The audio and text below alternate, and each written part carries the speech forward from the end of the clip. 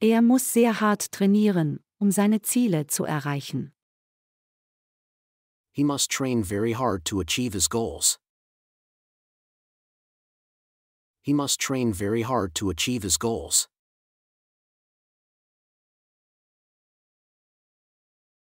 Man darf niemals die Auswirkungen unterschätzen, die man auf Menschen hat. You must never underestimate the impact you have on people. You must never underestimate the impact you have on people.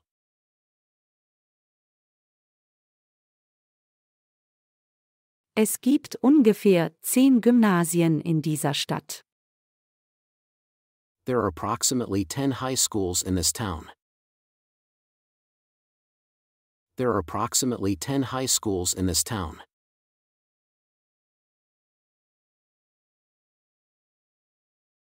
Zusätzlich zu Honig und Kokosöl brauchen wir auch noch Lachs.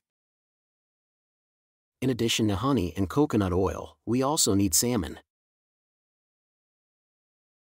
In addition to honey and coconut oil, we also need salmon.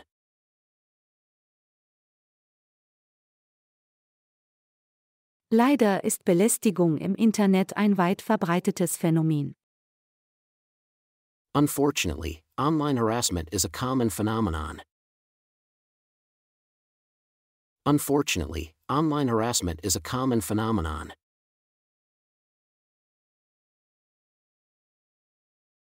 Musik kann unsere Stimmung positiv beeinflussen.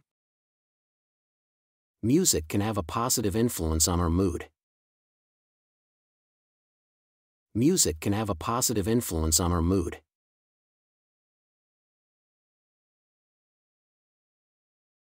Jeder, unabhängig von deren Alter, kann die Vorteile regelmäßiger Bewegung nutzen. Anyone, regardless of their age, can reap the benefits of regular exercise. Anyone, regardless of their age, can reap the benefits of regular exercise.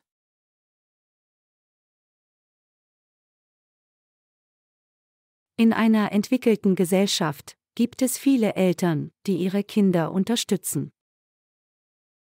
There are many supportive parents in a developed society. There are many supportive parents in a developed society.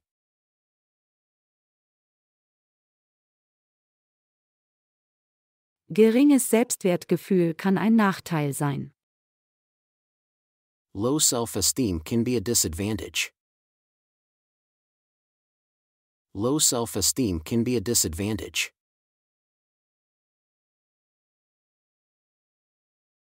Sie überwinden ihre Ängste. They overcome their fears.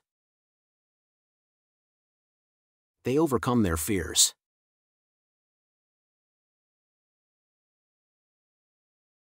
Es ermöglicht mir, mehr Zeit mit meinen Pferden zu verbringen.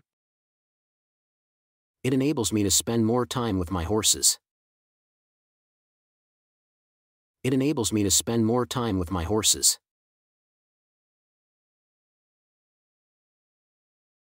Aggressive Kinder schikanieren oft ihre Klassenkameraden. Aggressive children often bully their classmates. Aggressive children often bully their classmates.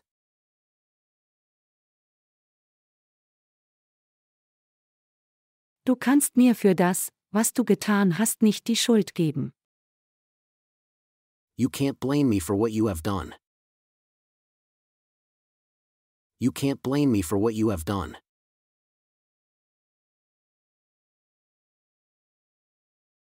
Es scheint ein machbarer Plan zu sein. It seems to be a feasible plan. It seems to be a feasible plan.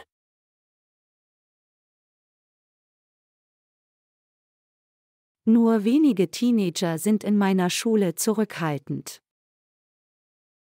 Only few teenagers are reserved in my school. Only few teenagers are reserved in my school.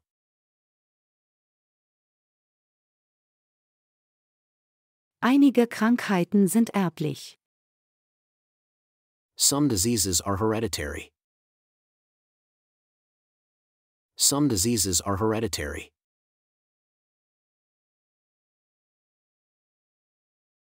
Avocados sind sehr nahrhaft. Avocados are very nutritious. Avocados are very nutritious.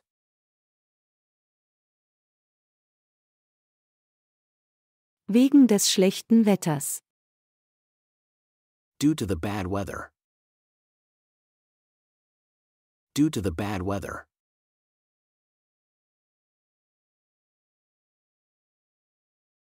Zum Glück habe ich etwas Geld bei mir. Fortunately, I have some money with me. Fortunately, I have some money with me.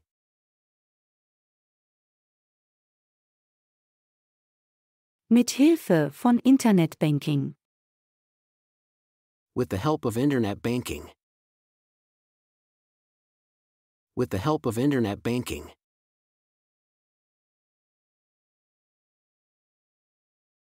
Werbung überredet uns, Dinge zu kaufen. Advertisements persuade us to buy things. Advertisements persuade us to buy things.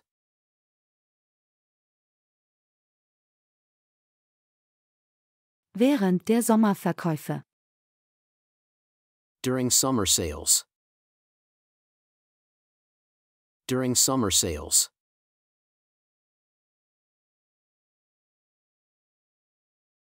Ich bin nicht dazu bereit, Geld für unnötige Dinge auszuleihen. I am not willing to borrow money for unnecessary things. I am not willing to borrow money for unnecessary things.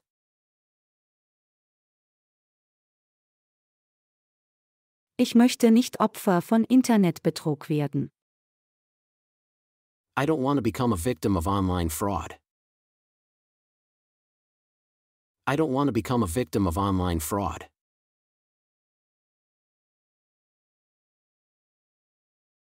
Geldautomaten helfen uns, schnell auf Bargeld zuzugreifen. ATMs help us access cash quickly. ATMs help us access cash quickly.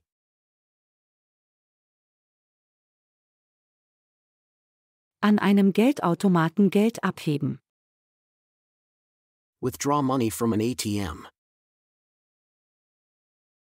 Withdraw money from an ATM.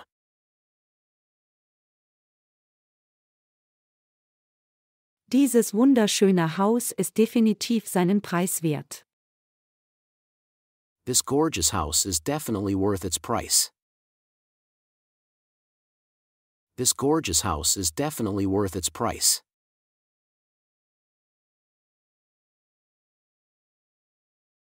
Ich weiß nicht, ob es wahr ist oder nicht. I don't know whether it's true or not. I don't know whether it's true or not.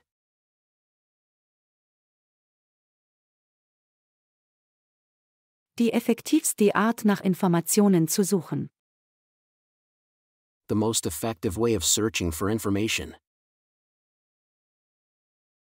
The most effective way of searching for information.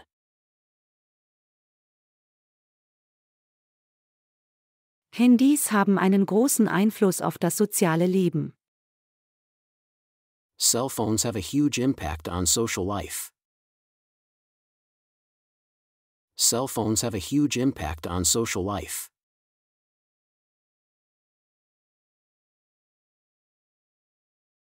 Die Schulen müssen sicherstellen, dass sie ihre Schüler vor Verbrechen schützen. Schools need to ensure that they protect their students from crime. Schools need to ensure that they protect their students from crime.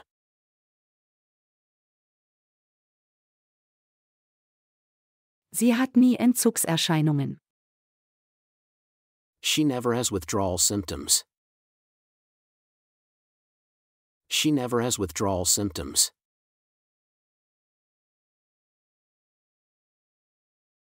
Wie immer, gibt es keine Vorteile ohne Haken. As always, there are no benefits without drawbacks. As always, there are no benefits without drawbacks.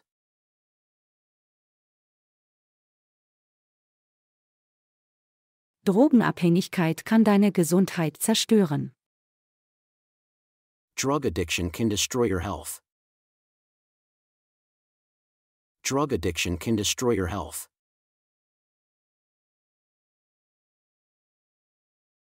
Segregation in Bildungseinrichtungen. Segregation in educational institutions. Segregation in educational institutions.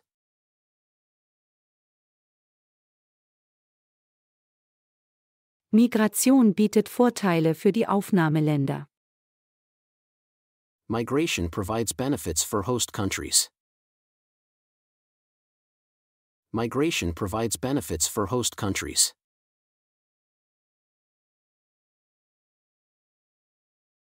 Im Gegensatz zu mir ist Kate eine gesellige Person. Unlike me, Kate is a sociable person. Unlike me, Kate is a sociable person.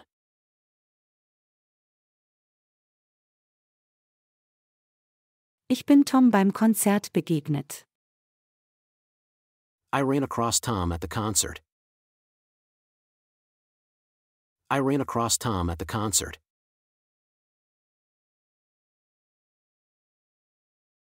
Es ist Geldverschwendung, Essen wegzuwerfen. It's a waste of money to throw away food. It's a waste of money to throw away food.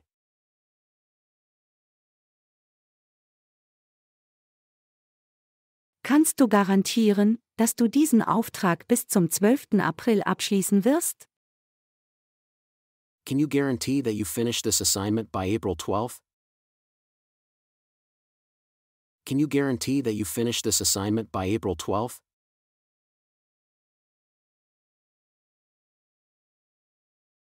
Es ist nutzlos, Jessica um Hilfe zu bitten. It's useless asking Jessica for help. It's useless asking Jessica for help.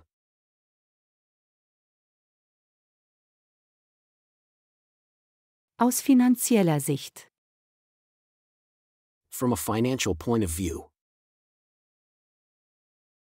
From a financial point of view.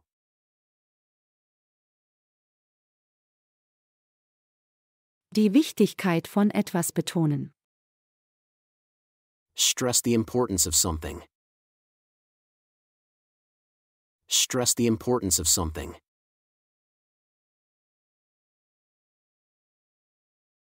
Er hat buchstäblich keine Zähne. He literally doesn't have any teeth. He literally doesn't have any teeth.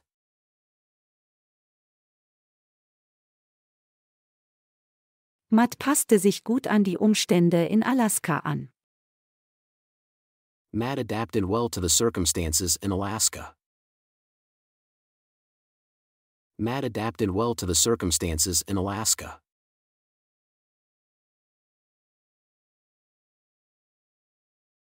Entweder die Schokolade oder der Kuchen ist eine gute Wahl. Either the chocolate or the cake is a good choice. Either the chocolate or the cake is a good choice.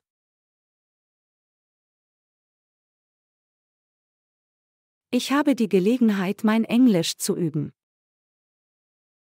I have the chance to practice my English. I have the chance to practice my English.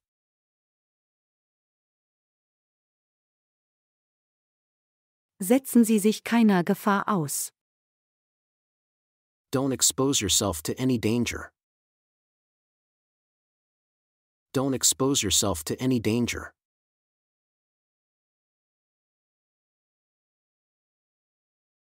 Der Schiedsrichter disqualifizierte den Fußballspieler vom Spiel. The referee disqualified the football player from the game. The referee disqualified the football player from the game.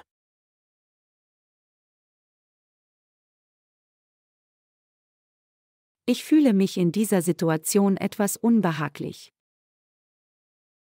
I feel a bit awkward in this situation. I feel a bit awkward in this situation.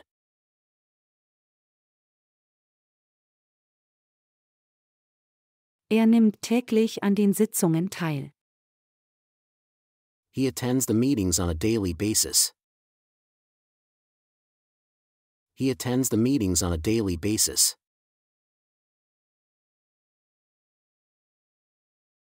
Wunschdenken ist viel besser, als deine Träume aufzugeben. Wishful thinking is much better than giving up your dreams. Wishful thinking is much better than giving up your dreams.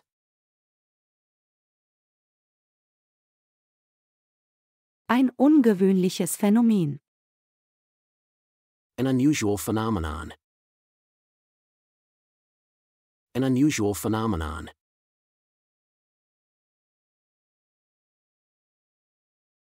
Wir haben einige wichtige Themen erörtert, nämlich Umweltschutz und Luftverschmutzung. We have discussed some important issues, namely environmental protection and air pollution. We have discussed some important issues, namely environmental protection and air pollution.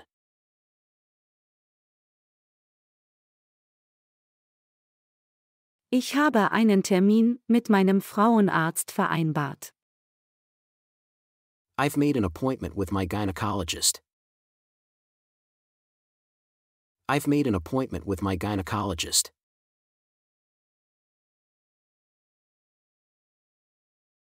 Ohne Liams Zustimmung. Without Liam's consent. Without Liam's consent.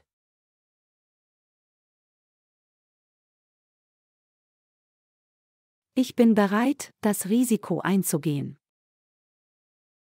I'm willing to take the risk.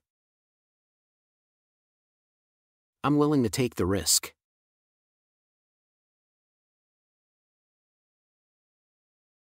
Generationsunterschied zwischen Eltern und ihren Kindern. Generation gap between parents and their children. Generation gap between parents and their children.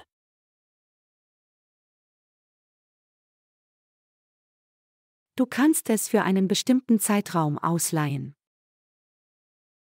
You can borrow it for a certain period of time. You can borrow it for a certain period of time.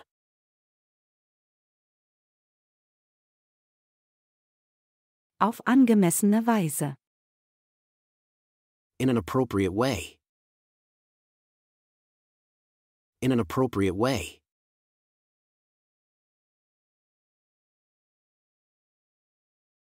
Alles berücksichtigen. Taking everything into account. Taking everything into account.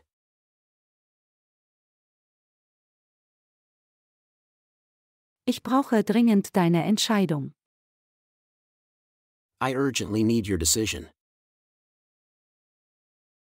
I urgently need your decision.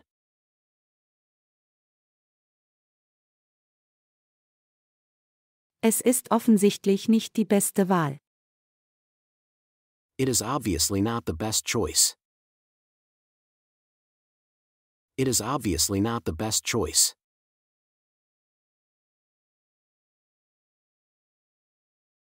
Was mich betrifft, ich mag diese Bedingungen. As for me, I like these conditions.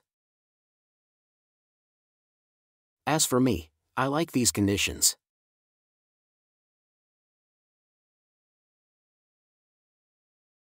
Sie können eine große Auswahl an Menüs anbieten. They can provide a wide choice of menus. They can provide a wide choice of menus.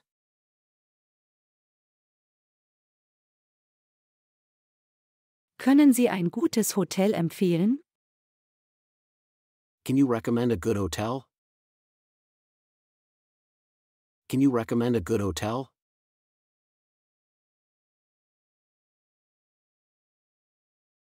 Jemandes Pläne untergraben. Undermine someone's plans. Undermine someone's plans.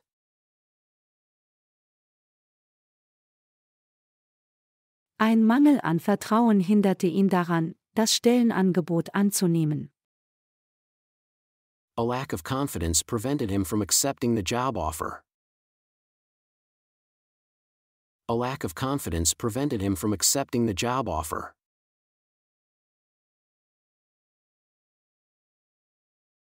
Brandon überschreitet das Tempolimit oft. Brandon often exceeds the speed limit. Brandon often exceeds the speed limit.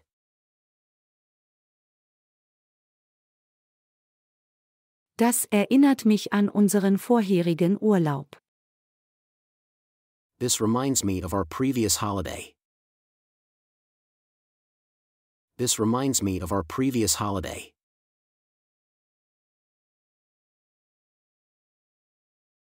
Er lenkte absichtlich meine Aufmerksamkeit ab.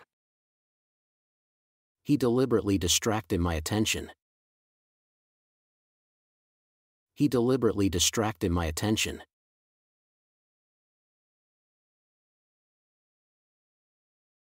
Alles in allem. All things considered. All things considered.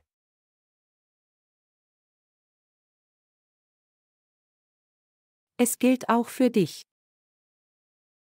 It applies to you as well. It applies to you as well.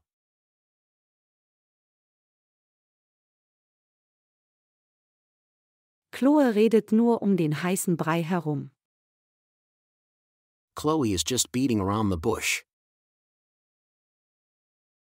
Chloe is just beating around the bush.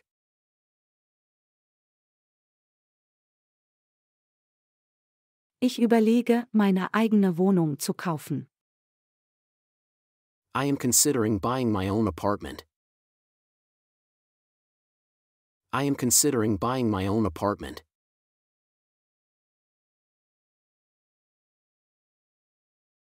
Es erfordert viel Geduld. It requires a lot of patience. It requires a lot of patience.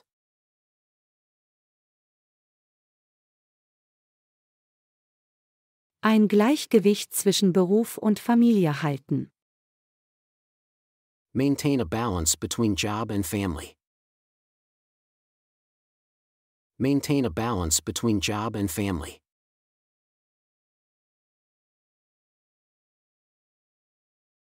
Niemand täuscht ihre Freunde. Nobody deceives their friends. Nobody deceives their friends.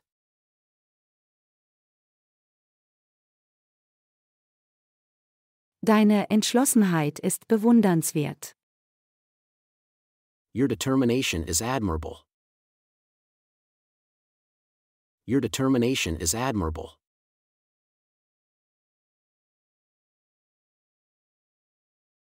Er überlegte es sich aus irgendeinem Grund anders. He changed his mind for some reason. He changed his mind for some reason.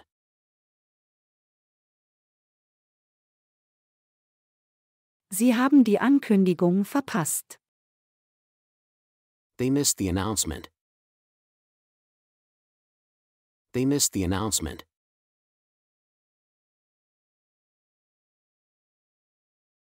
Social-Media-Webseiten haben einen unglaublichen Einfluss auf die Menschen. Social media websites have an incredible impact on people. Social media websites have an incredible impact on people.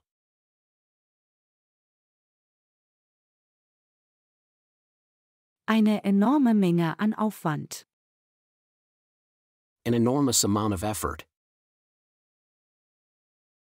An enormous amount of effort.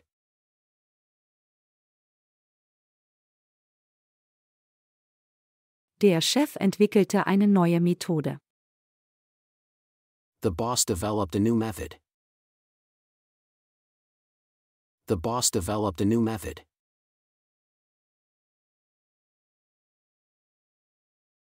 Er legt Wert darauf, alle Regeln einzuhalten. He puts emphasis on keeping all the rules. He puts emphasis on keeping all the rules.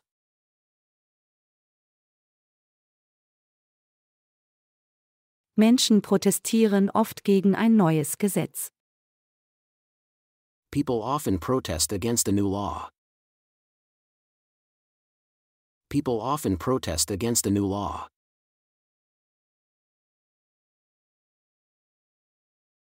Einen Job zu kündigen ist für viele Menschen unrealistisch. Quitting a job is unrealistic for many people. Quitting a job is unrealistic for many people.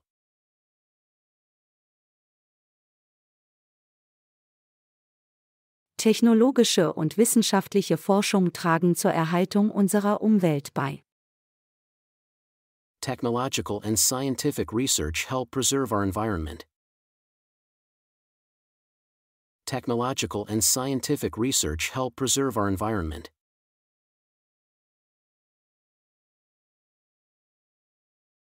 Das Internet ermöglicht es einem, sein Wissen zu erweitern. The Internet enables you to expand your knowledge.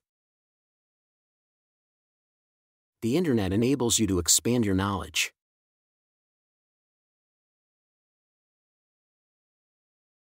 Haben Sie die Ergebnisse bereits ausgewertet? Have you evaluated the results yet? Have you evaluated the results yet?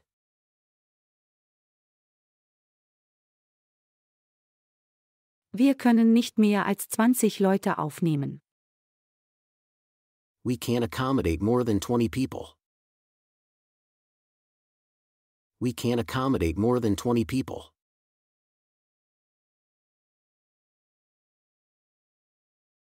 Anscheinend hat er ein Talent für Sprachen. Apparently, he has a talent for languages. Apparently, he has a talent for languages.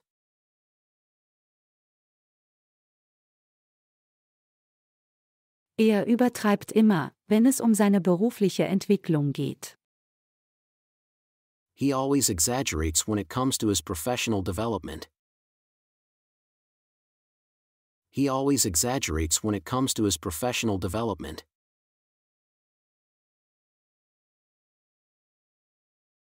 Was ist die bedeutendste Errungenschaft in Ihrem Leben? What is the greatest achievement in your life? What is the greatest achievement in your life?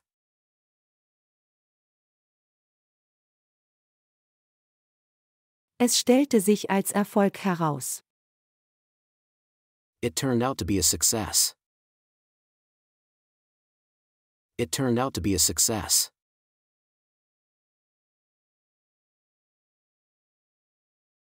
Die Umsetzung eines Projekts. The implementation of a project. The implementation of a project.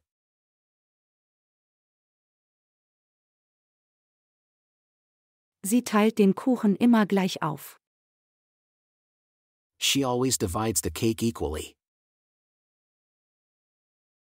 She always divides the cake equally.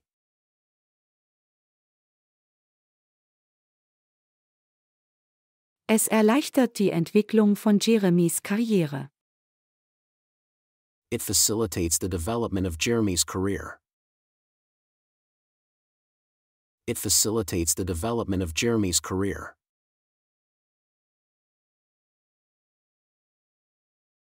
Wir teilten die Kosten gleichmäßig auf. We shared the costs evenly. We shared the costs evenly.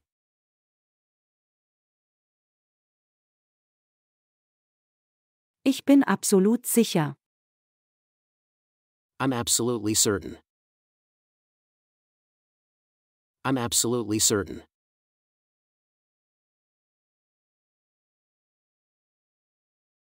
Dein ehemaliger Mentor. Your former mentor.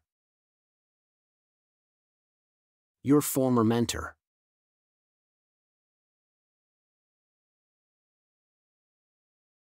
Leider ist der Verlust irreversibel.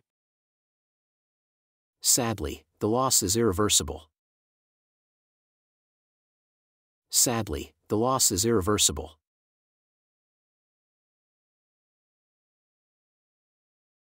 Diese Daten unterscheiden sich erheblich von den vorherigen. These data considerably differ from the previous ones. These data considerably differ from the previous ones.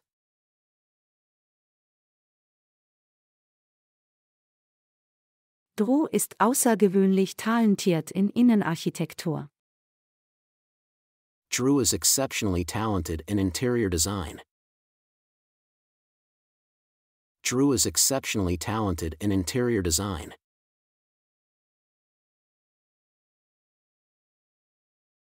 Bill trägt eine Fliege zu besonderen Anlässen. Bill wears a bow tie on special occasions. Bill wears a bow tie on special occasions.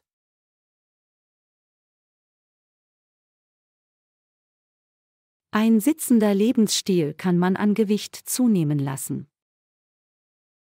A sedentary lifestyle can make you gain weight. A sedentary lifestyle can make you gain weight.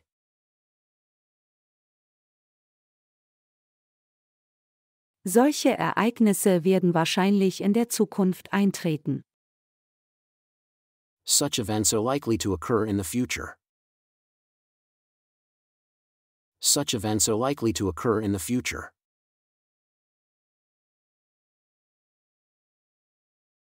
Aufgrund der hohen Erwartungen besteht ein großer Druck auf die Menschen. There's a big pressure on people due to high expectations. There's a big pressure on people due to high expectations.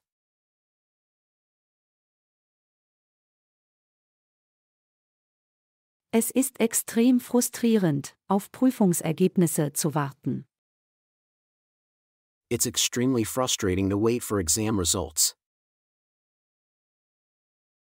It's extremely frustrating to wait for exam results.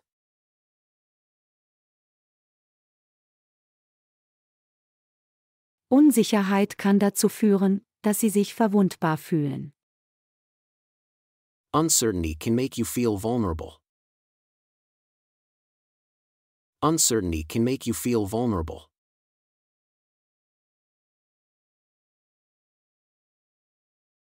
Dieser Ansatz mag seltsam klingen, aber er funktioniert. This approach may sound weird, but it works. This approach may sound weird, but it works.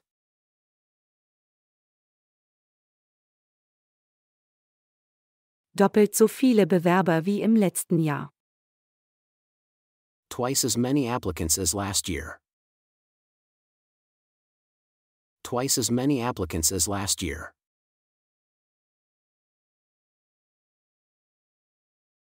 Zu einem angemessenen Preis. At a reasonable price. At a reasonable price.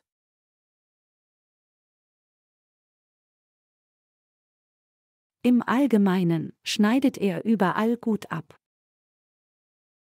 Generally, he performs well everywhere. Generally, he performs well everywhere.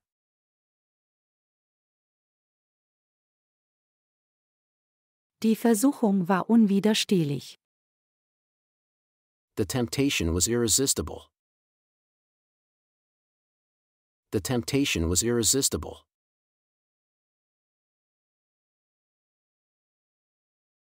Vielen Dank, dass Sie mich auf die Bedeutung von Verkehrszeichen aufmerksam gemacht haben. Thank you for calling my attention to the importance of traffic signs. Thank you for calling my attention to the importance of traffic signs.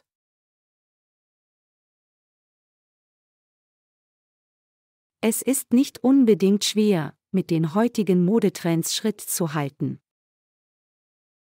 It's not necessarily hard to keep up with today's fashion trends. It's not necessarily hard to keep up with today's fashion trends.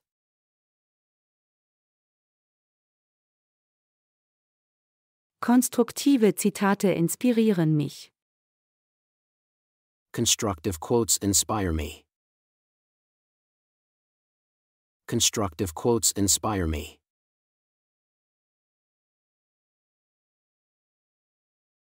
Flüssigkeiten hydratisieren ihren ganzen Körper. Fluids hydrate your whole body. Fluids hydrate your whole body.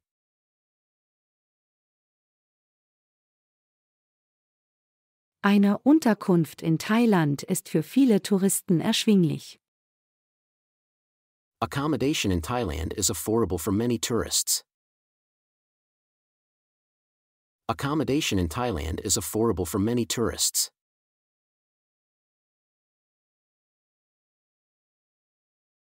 Der chirurgische Eingriff rettete dem Patienten das Leben. The surgical intervention saved the patient's life. The surgical intervention saved the patient's life.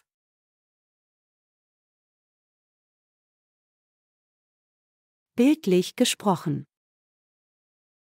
Figuratively speaking. Figuratively speaking.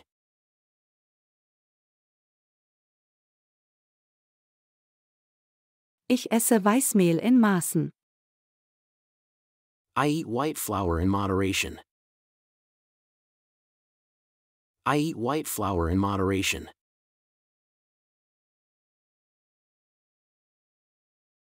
Wein soll deiner Gesundheit zuträglich sein. Wine is supposed to be beneficial for your health. Wine is supposed to be beneficial for your health.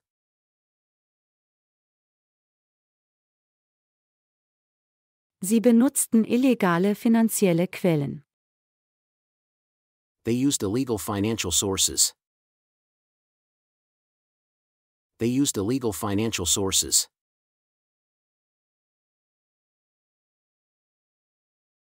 Die Rede der First Lady war, weit über unsere Erwartungen hinaus, inspirierend. The First Lady's speech was inspirational far beyond our expectations. The First Lady's speech was inspirational far beyond our expectations.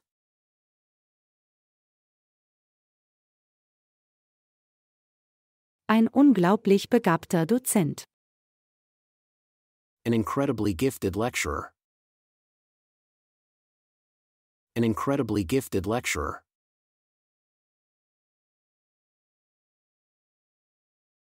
Ist es dir jemals passiert, dass du vergessen hast, wie alt du warst?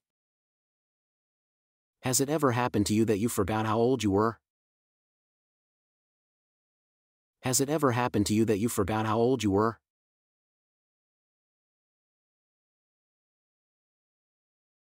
Ich konnte der Versuchung nicht widerstehen, also aß ich noch eine Kugel Eis. I couldn't resist the temptation, so I ate another scoop of ice cream. I couldn't resist the temptation, so I ate another scoop of ice cream.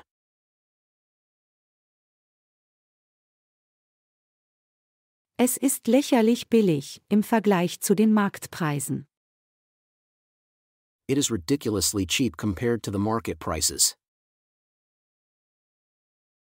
It is ridiculously cheap compared to the market prices.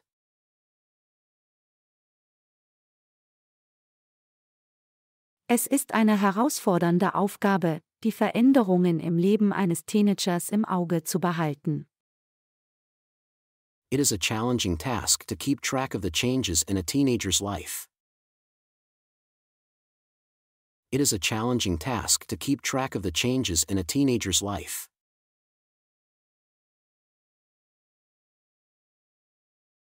Hast du von dem neuesten Klatsch gehört?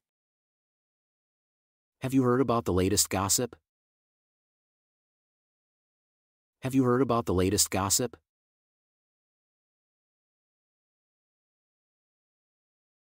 Es öffnet sich eine völlig neue Welt für dich, wenn du die englische Sprache sprichst.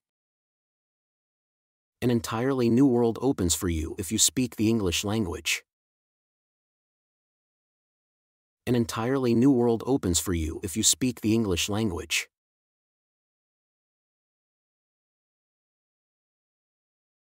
In der Schule bekam er ein großartiges Buch für seine guten Noten.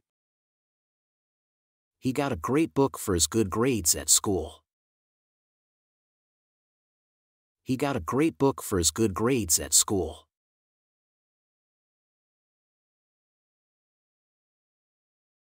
Alle Bankkarten verfallen nach einigen Jahren. All bank cards expire after a few years. All bank cards expire after a few years.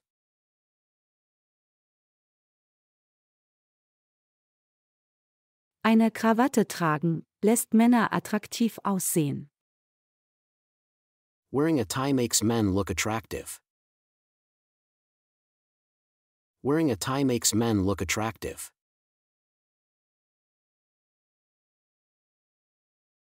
Autofahren erfordert ständige Aufmerksamkeit und verantwortungsbewusstes Verhalten.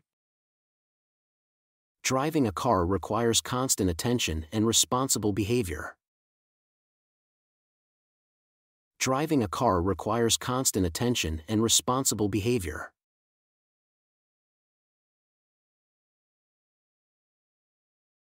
Soziale Webseiten ermöglichen es Ihnen, mit anderen in Kontakt zu bleiben. Social websites make it possible for you to stay in contact with others. Social websites make it possible for you to stay in contact with others.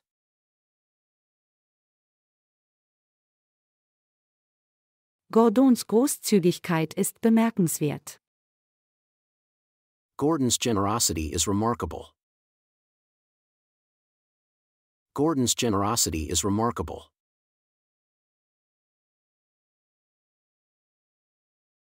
Menschen sind oft gleichgültig, wenn sie von Naturkatastrophen hören. People are often indifferent when they hear about natural catastrophes. People are often indifferent when they hear about natural catastrophes.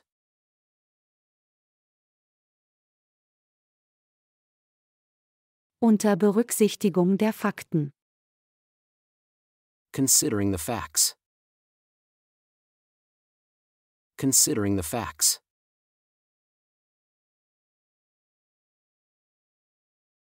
Richtige Qualifikation ist einer der wichtigsten Faktoren bei der Bewerbung um eine Stelle.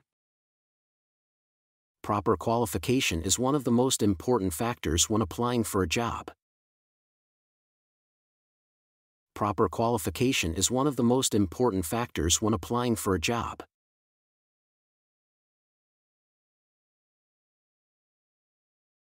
Wenn ich auf dich gewartet hätte, hätte ich meinen Flug verpasst.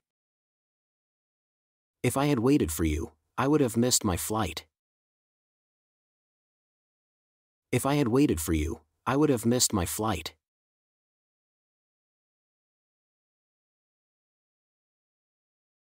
Jeffrey ist von Extremsportarten besessen.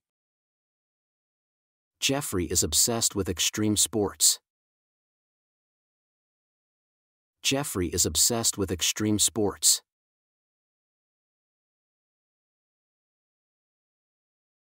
Wir sollten zuerst die Regeln festlegen. We should establish the rules first. We should establish the rules first.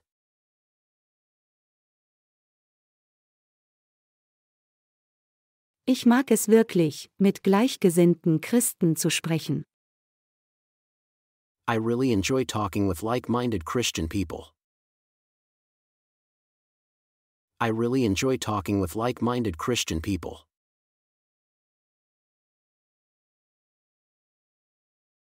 Es ist ziemlich riskant, ohne Karte oder GPS ins Ausland zu gehen. It's rather risky to go abroad without a map or GPS. It's rather risky to go abroad without a map or GPS.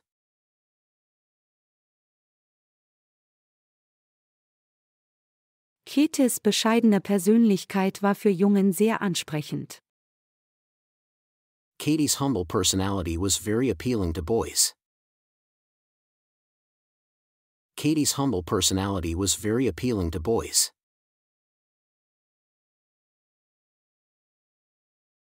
Dafür muss es eine Erklärung geben. There must be an explanation for that. There must be an explanation for that.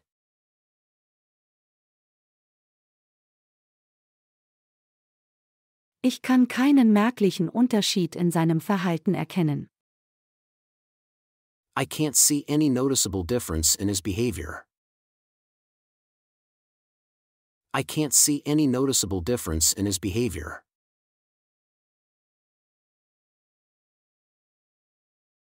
Die weit verbreitete Verwendung von Mobiltelefonen mit Kameras ermöglicht es jedem, verschiedene Teile der Welt zu sehen. The widespread use of cell phones with cameras makes it possible for everybody to see different parts of the world.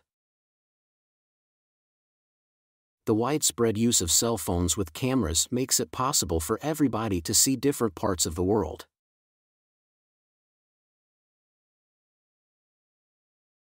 Ich habe nicht erwartet, ihn überhaupt zu sehen. I haven't expected to see him at all.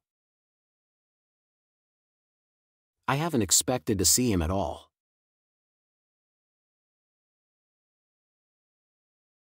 Als Gegenleistung für seine engagierte Freiwilligenarbeit auf dem Bauernhof wurde ihm täglich frisches Obst angeboten.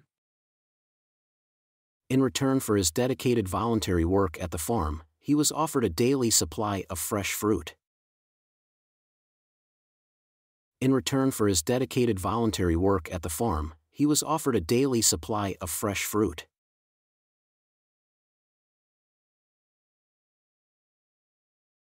Internetverbindung ist in allen 5-Sterne-Hotels verfügbar. Internet connection is accessible in all 5-star hotels.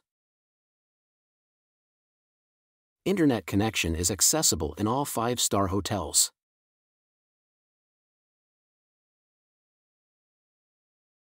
Die Berechtigung wurde abgelehnt.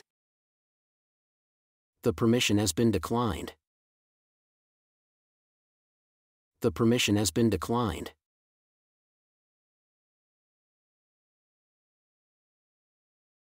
Sie beschlossen ohne zu zögern, ihrem Sohn ein Motorrad zu kaufen. They agreed to buy their son a motorbike without hesitation. They agreed to buy their son a motorbike without hesitation.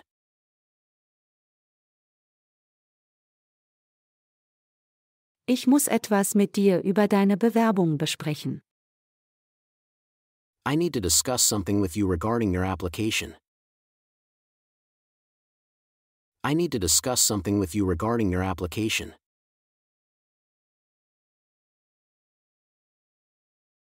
Hast du ihm von allen Details deiner ersten hausgemachten Quesadilla erzählt? Have you told him about all the details of your first homemade quesadilla?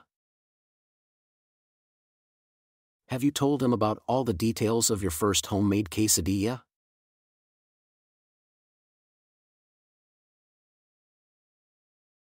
Obwohl er als ein ausgezeichneter Psychiater gilt, kann er auch Fehler machen. Even though he is considered to be an excellent psychiatrist, he can also make mistakes. Even though he is considered to be an excellent psychiatrist, he can also make mistakes.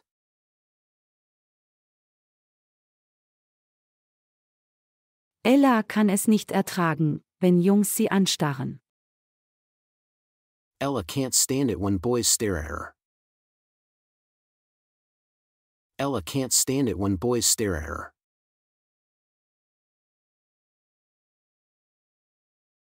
Emma ist eine kultivierte und hübsche junge Dame. Emma is a sophisticated and pretty young lady. Emma is a sophisticated and pretty young lady.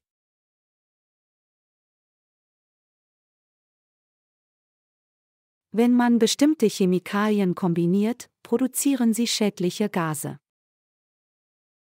If you combine certain chemicals, they produce harmful gases.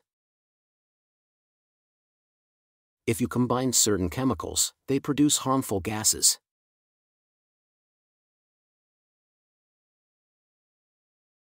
Sally blieb sofort auf der Autobahn stehen, um das Leben eines Igels zu retten. Sally stopped on the highway at once to save the life of a hedgehog. Sally stopped on the highway at once to save the life of a hedgehog.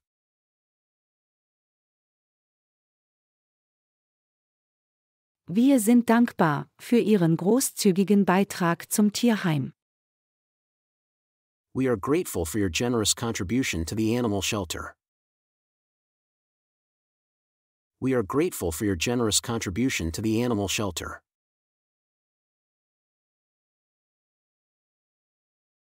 Julien gab die Schauspielerei in Hollywood für immer auf. Julian gave up acting in Hollywood for good.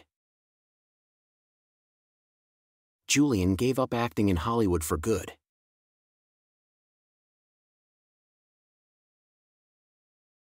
Der warme Herbst in der Schweiz wirkt sich negativ auf den Tourismus aus.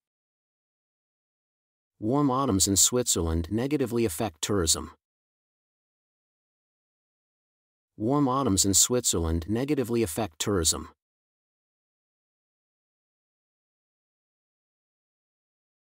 Es ist unangemessen, jemanden direkt nach seinem Alter zu fragen. It's inappropriate to directly ask someone about their age. It's inappropriate to directly ask someone about their age.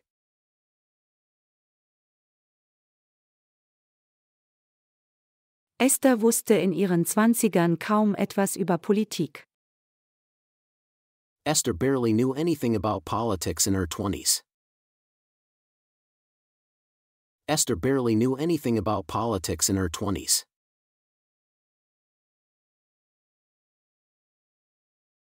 Es war nur ein Zufall, dass sie zur gleichen Zeit die gleichen Kleider und die gleichen Schuhe anzogen. It was just a coincidence that they put on the same clothes and the same shoes at the same time. It was just a coincidence that they put on the same clothes and the same shoes at the same time.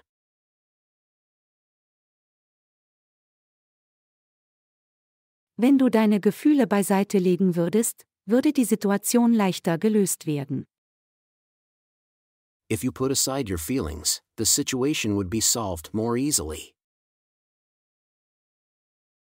If you put aside your feelings, the situation would be solved more easily.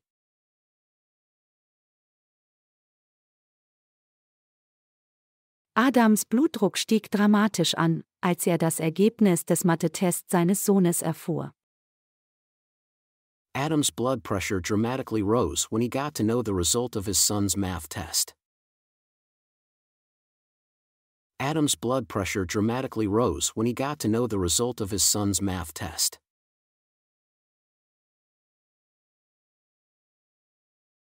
Was ich dir sagen möchte, ist nicht so dringend wie dein Telefonanruf. What I would like to tell you is not as urgent as your telephone call. What I would like to tell you is not as urgent as your telephone call.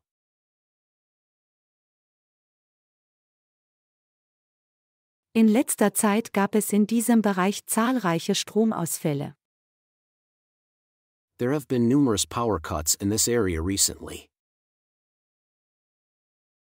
There have been numerous power cuts in this area recently.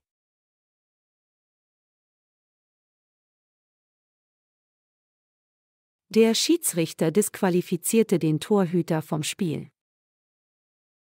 The referee disqualified the goalkeeper from the game.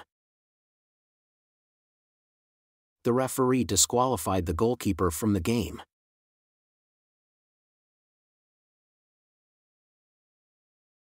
Die meisten Sportler sind Vorbilder für Jugendliche.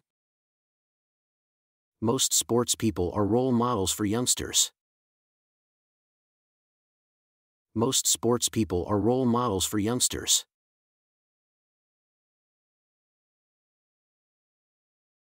Amelia behauptet, das Klickgeräusch gehört zu haben. Amelia claims to have heard the clicking sound. Amelia claims to have heard the clicking sound.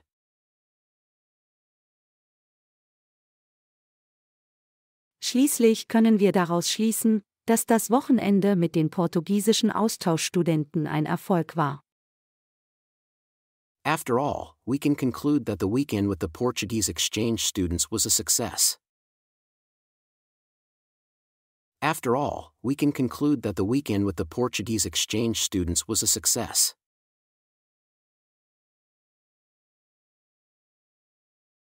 Sie können Ihre jugendlichen Söhne nicht von den Gefahren der realen Welt isolieren. You can't isolate your teenage sons from the dangers of the real world. You can't isolate your teenage sons from the dangers of the real world.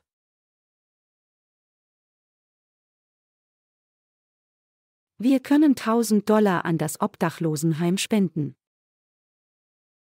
We can donate $1,000 to the homeless shelter. We can donate $1,000 to the homeless shelter.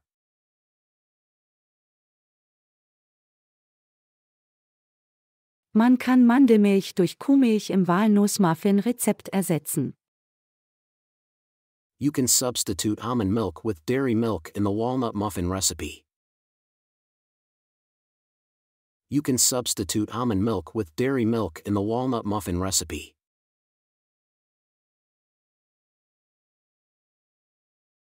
Moderne Technologie verwendet zunehmend Fingerabdrücke, um Menschen zu identifizieren.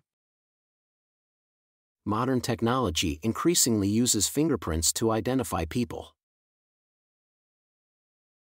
Modern technology increasingly uses fingerprints to identify people.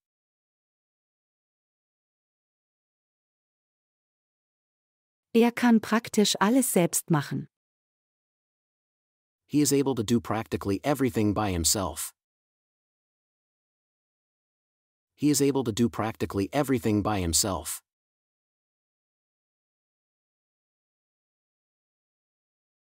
Obwohl Peter relativ unerfahren war, konnte er eine Lösung für unser Problem finden. Despite being relatively inexperienced, Peter was able to find a solution to our problem. Despite being relatively inexperienced, Peter was able to find a solution to our problem.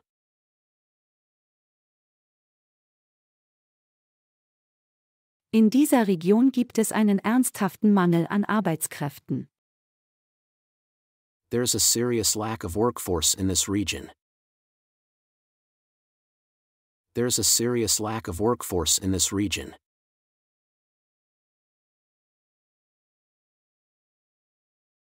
Jordan ist ein extrem leidenschaftlicher Segler.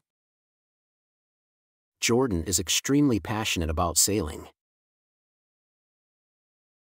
Jordan is extremely passionate about sailing.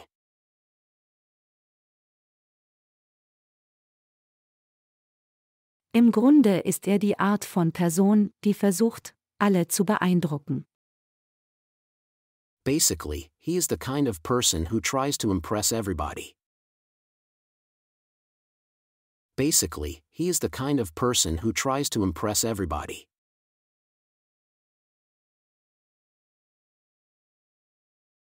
Der Inhalt der Vorlesung war nicht zufriedenstellend. The content of the lecture was not satisfactory. The content of the lecture was not satisfactory.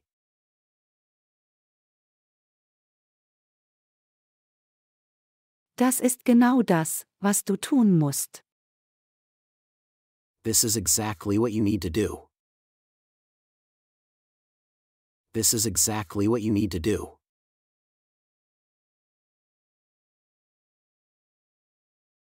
Aus verschiedenen Gründen ist er für diese Herausforderung noch nicht bereit. For various reasons, he is not yet ready for this challenge. For various reasons, he is not yet ready for this challenge.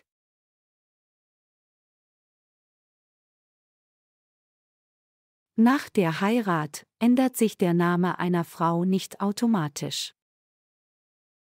After getting married, a woman's name doesn't automatically change.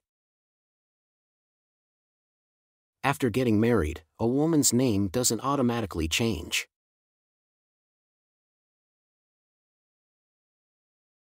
Energieeinsparung ist jetzt unsere oberste Priorität. Energy saving is our top priority now. Energy saving is our top priority now.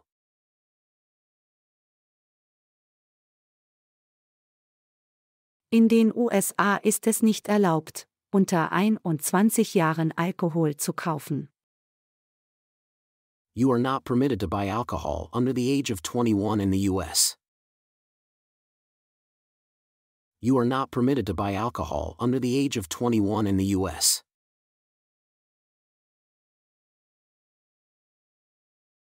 Es muss auch zugegeben werden, dasselbe.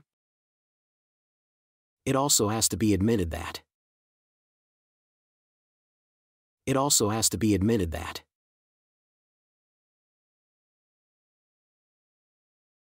Ich bin ein wenig voreingenommen, da Adel meine Patentochter ist. I am a little biased since Adele is my goddaughter. I am a little biased since Adele is my goddaughter.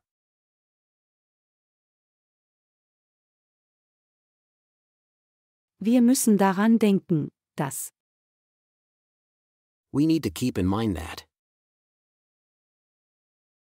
We need to keep in mind that.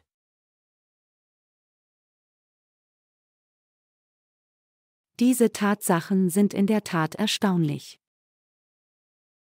These facts are, indeed, astonishing. These facts are, indeed, astonishing.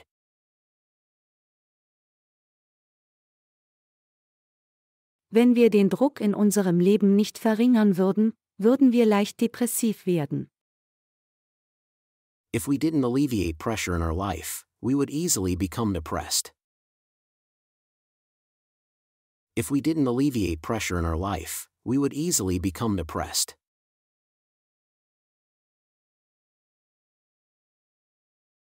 Was unterscheidet Alkoholismus vom Alkoholkonsum? What differentiates alcoholism from alcohol consumption?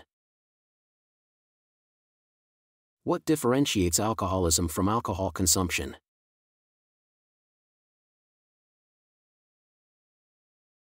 Kinder können in der Schule aufgrund von Schlafentzug unaufmerksam werden. Children can become inattentive at school due to sleep deprivation. Children can become inattentive at school due to sleep deprivation.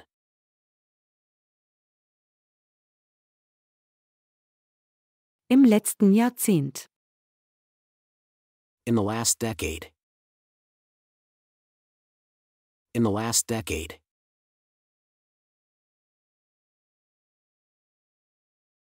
Darla hat eine bewusste Entscheidung getroffen. Darla has made a conscious decision. Darla has made a conscious decision.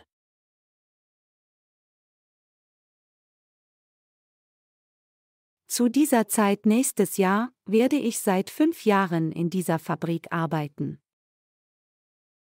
By this time next year, I will have been working in this factory for 5 years. By this time next year, I will have been working in this factory for 5 years.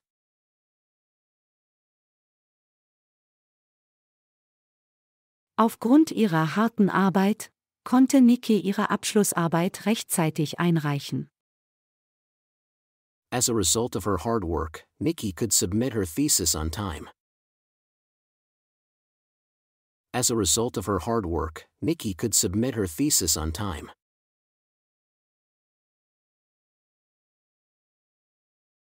Ist deine Frage arbeitsbezogen?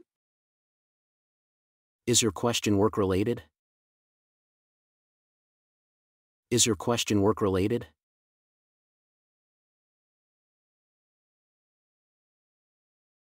Es könnten verschiedene Maßnahmen ergriffen werden, um sicherzustellen, dass diese Orte nicht von Besuchern zerstört werden. Several measures could be taken to ensure that these places are not ruined by visitors. Several measures could be taken to ensure that these places are not ruined by visitors.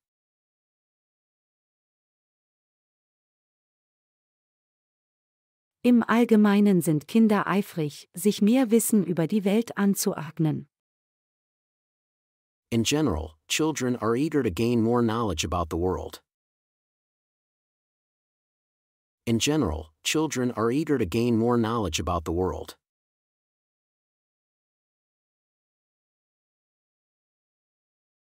Während deiner Studienzeit kannst du Stipendien beantragen, um dein Studium zu finanzieren. During your university years, you can apply for grants to finance your studies. During your university years, you can apply for grants to finance your studies.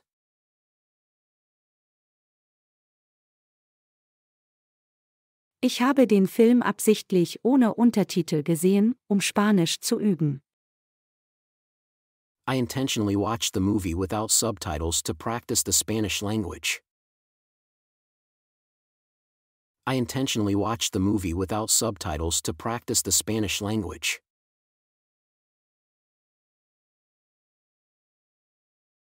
Das Genre von Martins neuem Buch unterscheidet sich völlig von seinen vorherigen.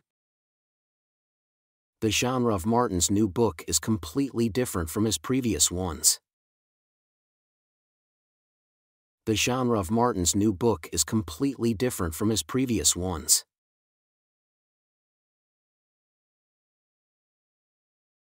Das Wohlergehen eines Landes hängt hauptsächlich von dessen Wirtschaft ab.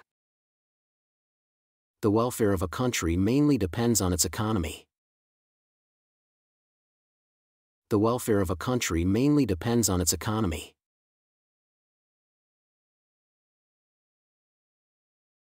Wirst du für die Nacht in Amsterdam bleiben? Will you be staying in Amsterdam for the night? Will you be staying in Amsterdam for the night?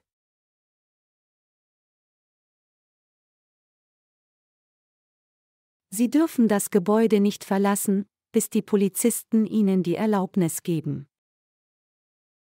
You are not to leave the building until the police officers give you permission. You are not to leave the building until the police officers give you permission.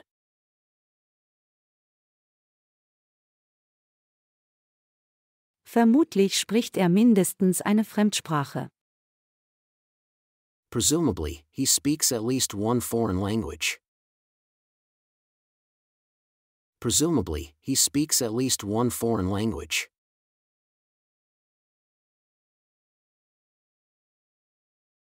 Manchmal fühle ich mich unsichtbar, wenn ich spreche und niemand zuhört. Sometimes I feel invisible when I talk and nobody listens. Sometimes I feel invisible when I talk and nobody listens.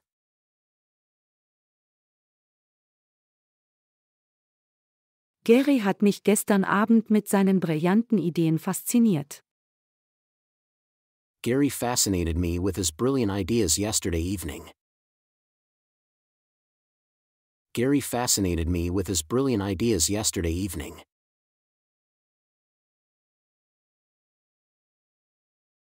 Deine Argumente sind sehr überzeugend. Your arguments are highly convincing.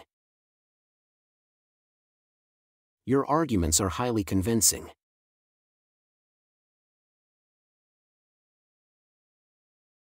Das Wetter in unserer Gegend war in letzter Zeit besonders trocken. The weather has been particularly dry in our area lately.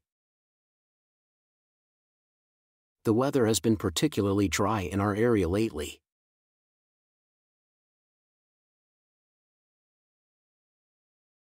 Ich bewundere ehrlich deine Kompetenz auf diesem Gebiet. I honestly admire your competence in this field. I honestly admire your competence in this field.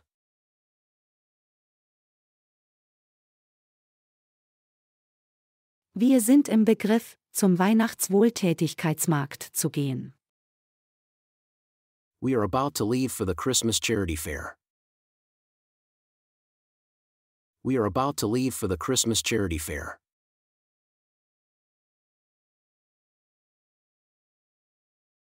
Ich bin sicher, dass ich diese Präsentation bis zum 14. Mai fertig haben werde. I am sure I will have finished this presentation by May 14th. I am sure I will have finished this presentation by May 14th.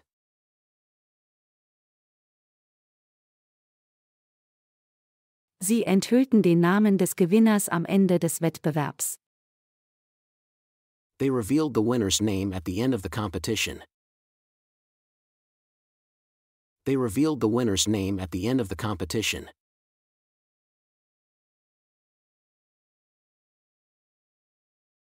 Ich betrachte ihn als meinen Vorgesetzten. I regard him to be my supervisor. I regard him to be my supervisor.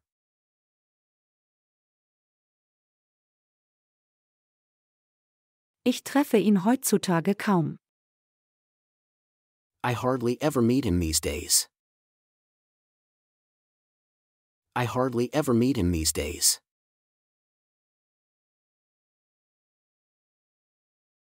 Ein Bär wurde gesehen, wie er einen Panther angriff. A bear was seen attacking a panther. A bear was seen attacking a panther.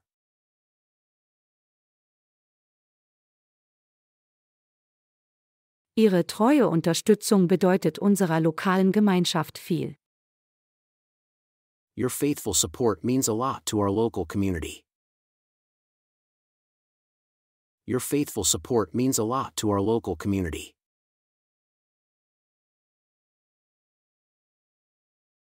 Ich habe Sam in seinem ganzen Leben nicht so begeistert gesehen. I haven't seen Sam so enthusiastic in his whole life. I haven't seen Sam so enthusiastic in his whole life.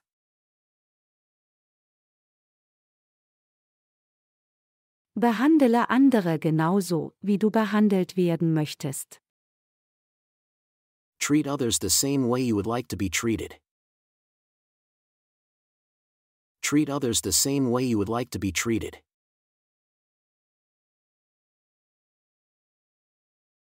Obwohl es sich um eine Fernbeziehung handelt, schätze ich sie sehr.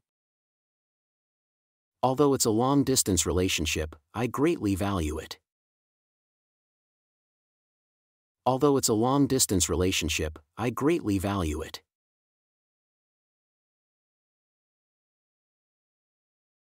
Es tut mir leid, dass ich so hart auf deinen Vorschlag reagiert habe. I'm sorry I reacted to your proposal so harshly. I'm sorry I reacted to your proposal so harshly.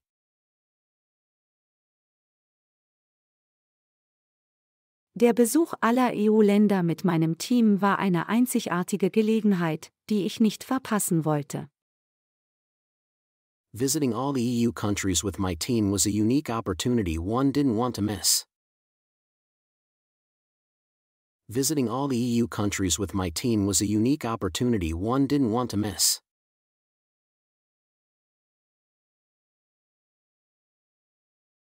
Rauchen kann schwerwiegende Folgen haben. Smoking can have serious consequences. Smoking can have serious consequences.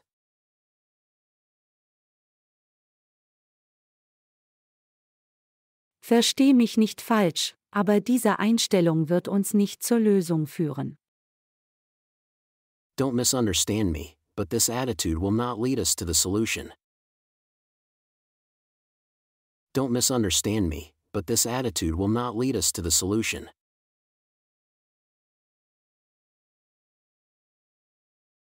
Vielen Dank für deine Teilnahme an der Veranstaltung. Thank you for your participation in the event. Thank you for your participation in the event.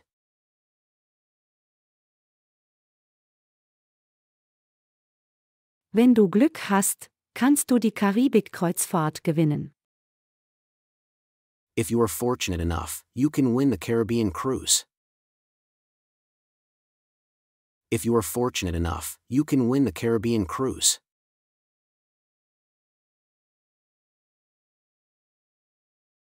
Er schreibt von Zeit zu Zeit einen Artikel in der lokalen Tageszeitung. He writes an article in the local daily paper from time to time. He writes an article in the local daily paper from time to time.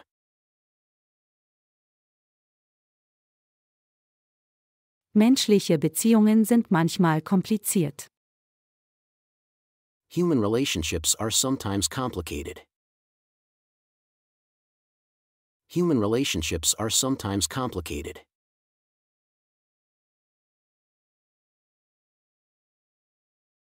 Die Schulleitung besteht darauf, dass die Studiengebühren bis Ende des Monats bezahlt werden.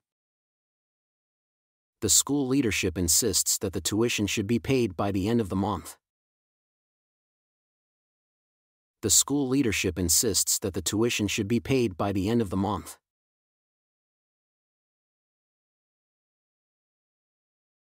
Arlo muss sein Fahrrad jemandem geliehen haben, da ich es in der Garage nicht finden kann. Arlo must have lent his bicycle to someone, since I can't find it in the garage. Arlo must have lent his bicycle to someone, since I can't find it in the garage.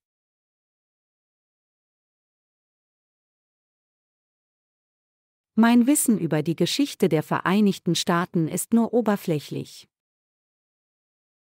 My knowledge about the history of the United States is only superficial. My knowledge about the history of the United States is only superficial.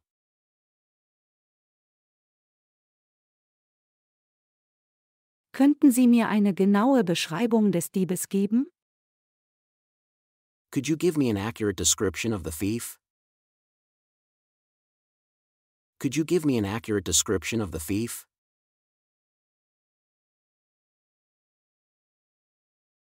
Hin und wieder begegnet jeder in seinem Leben Schwierigkeiten. Once in a while, everybody faces difficulties in their life. Once in a while, everybody faces difficulties in their life.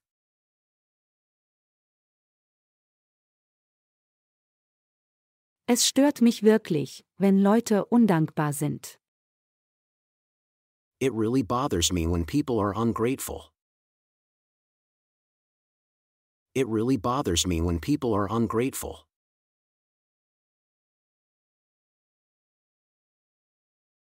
Es wäre besser, die Aufgaben aufzuteilen. It would be better to divide the tasks. It would be better to divide the tasks.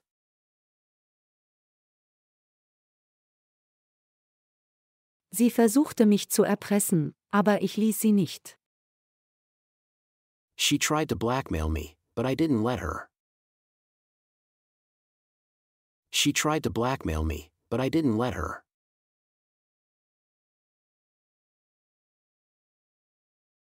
Würdest du mir die Süßkartoffel geben? Would you pass me the sweet potato? Would you pass me the sweet potato?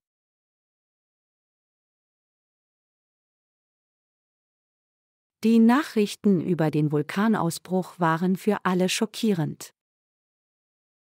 The news about the volcano eruption were shocking to everybody.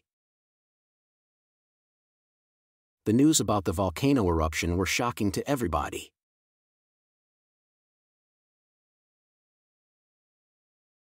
Sind Sie hier für die Buchhaltung verantwortlich? Are you in charge of accounting here? Are you in charge of accounting here?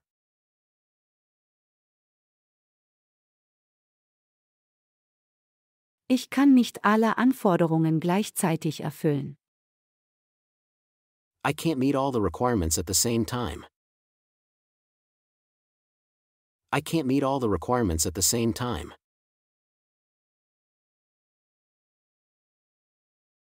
Sie können nicht aufhören, mich nach meinem neuen Freund zu fragen.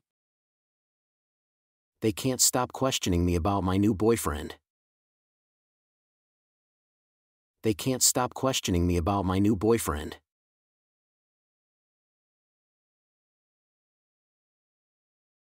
Ich bin definitiv dafür, Hunde aus Tierheimen zu adoptieren.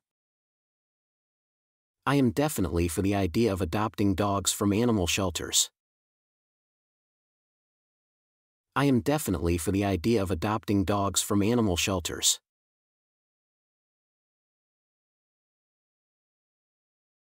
Ich setze mir gerne wöchentliche Ziele.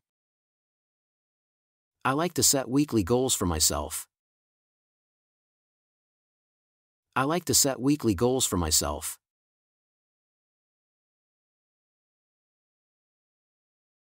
Sie hätten die Prüfung bestimmt erneut ablegen müssen, da Sie beim ersten Mal nicht bestanden haben. They must have had to take the exam again since they failed for the first time. They must have had to take the exam again since they failed for the first time.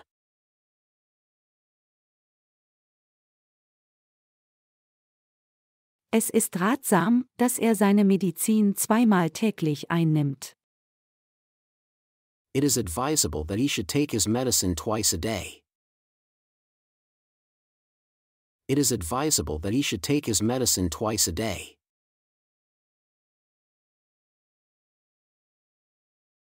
Unserer Hündin wurde gelehrt, einige Tricks selbst zu machen.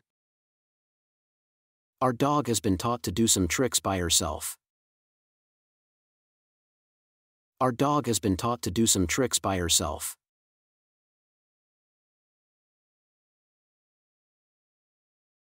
Caroline schien verlegen zu sein, als ich sie in dieser Woche zum zweiten Mal lobte. Caroline seemed to be embarrassed when I praised her for the second time that week. Caroline seemed to be embarrassed when I praised her for the second time that week.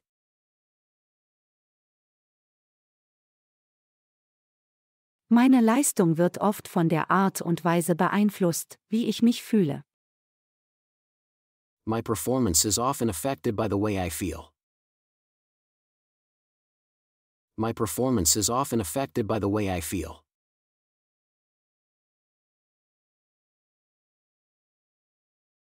Es ist eine weit verbreitete Überzeugung, dass sie umso gesünder sind, je weniger Kohlenhydrate sie essen. It is a widespread belief that the less carbohydrate you eat, the healthier you are. It is a widespread belief that the less carbohydrate you eat, the healthier you are.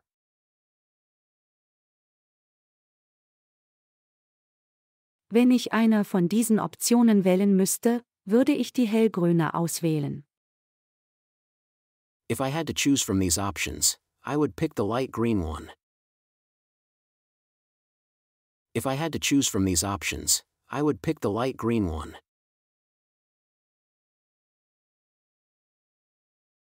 Der Stadtführer sagte mir, dass er an diesem Tag nicht auf die Stadtrundfahrt vorbereitet war. The guide told me that he was not prepared for that day's city tour. The guide told me that he was not prepared for that day's city tour.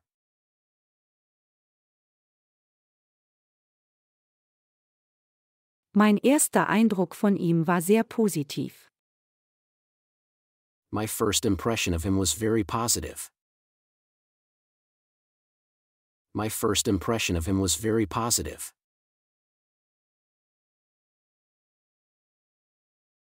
Du kannst leicht deine Ziele erreichen, wenn du eine gute Strategie hast. You can easily achieve your goals if you have a good strategy. You can easily achieve your goals if you have a good strategy.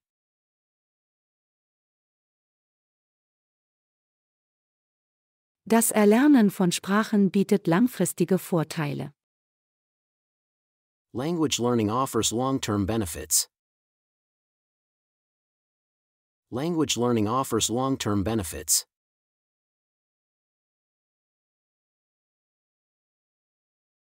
Wie viele Stunden am Tag bist du mit Fahren beschäftigt?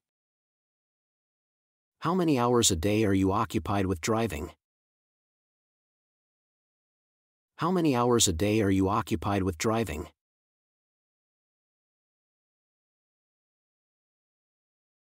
Wer wird nächste Woche dein Stellvertreter sein? Who will be your deputy next week? Who will be your deputy next week?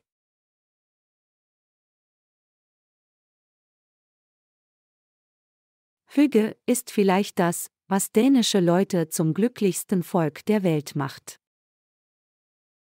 Hygge is perhaps what makes Danish people the happiest nation in the world. Hygge is perhaps what makes Danish people the happiest nation in the world.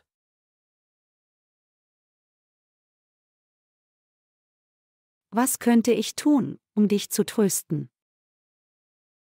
What could I do to comfort you? What could I do to comfort you?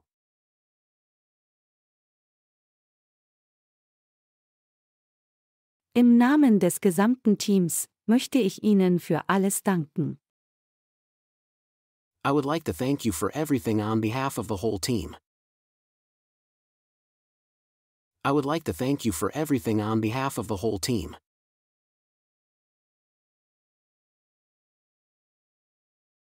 Laura verbringt lieber viel Zeit mit ihren Kindern, anstatt ins Kino zu gehen. Laura is always in favor of spending quality time with her children instead of going to the movies. Laura is always in favor of spending quality time with her children instead of going to the movies.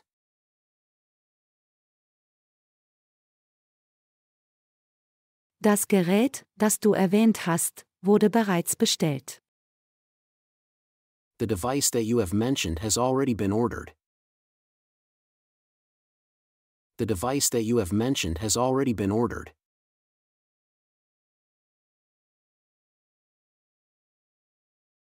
Sie möchten einige ihrer Gedanken darüber teilen, was letzte Nacht passiert ist.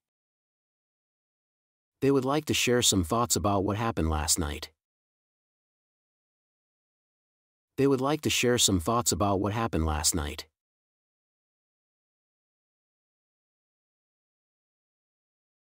Ich fürchte, ich habe meine ganze Anstrengung umsonst in dieses Projekt gesteckt. I'm afraid I put all my effort into this project in vain. I'm afraid I put all my effort into this project in vain.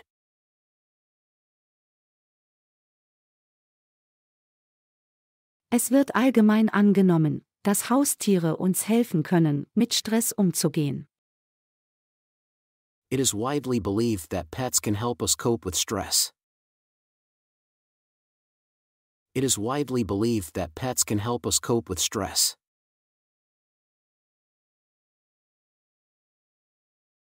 Italien wird nachgesagt, die Heimat von Pizza zu sein. Italy is said to be the home of pizza. Italy is said to be the home of pizza.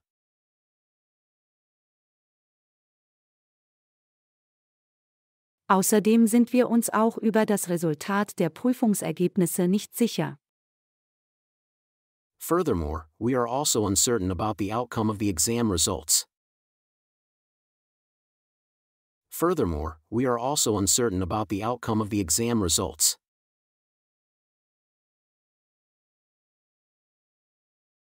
Ich nehme an, sie möchte allein sein, um sich auf das Schreiben ihres Buches konzentrieren zu können.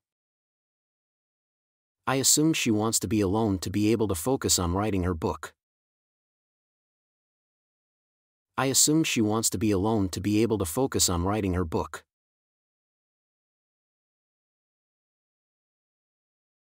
Wenn man Menschen aus verschiedenen Ländern trifft, erhält man eine völlig andere Perspektive vom Leben. Meeting people from different countries can give you a totally different perspective on life. Meeting people from different countries can give you a totally different perspective on life.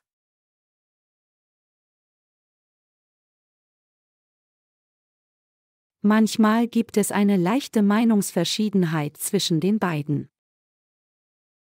Sometimes there is a slight disagreement between the two of them. Sometimes there is a slight disagreement between the two of them.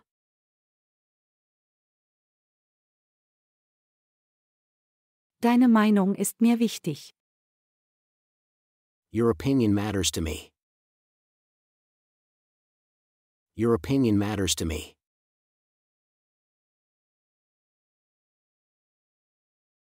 Trotz der Wettervorhersage hatte es heute Morgen noch geschneit. In spite of what the weather forecast had predicted, it was still snowing this morning. In spite of what the weather forecast had predicted, it was still snowing this morning.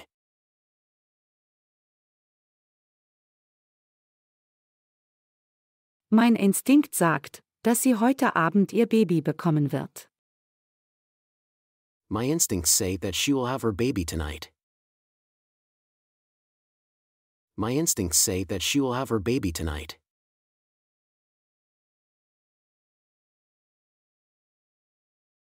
Wir konnten uns, unabhängig von seinen Umständen, immer auf ihn verlassen. We could always count on him regardless of his circumstances. We could always count on him regardless of his circumstances.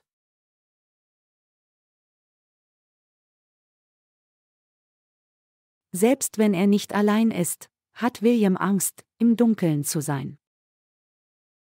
Even when he is not alone, William is afraid to be in the dark. Even when he is not alone, William is afraid to be in the dark.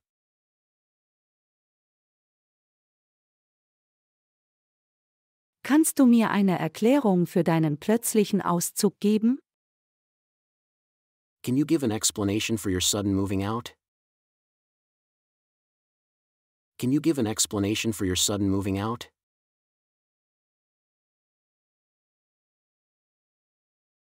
In ein paar Jahren werde ich die Firma meines Vaters übernehmen. In a few years, I will take over my father's company. In a few years, I will take over my father's company.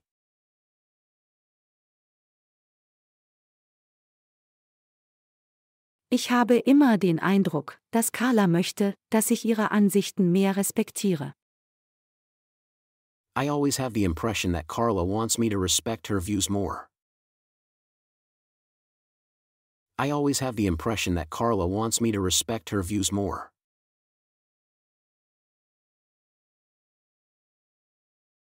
Legasthenie kann einen am Lernen hindern. Dyslexia can hinder your learning. Dyslexia can hinder your learning.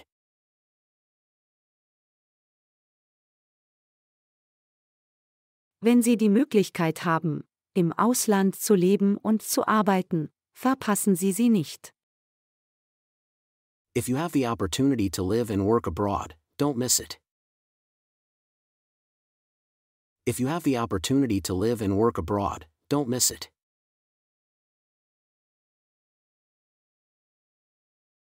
Ich habe keinen Zweifel daran, dass er sein Versprechen halten wird. I have no doubt that he will keep his promise. I have no doubt that he will keep his promise.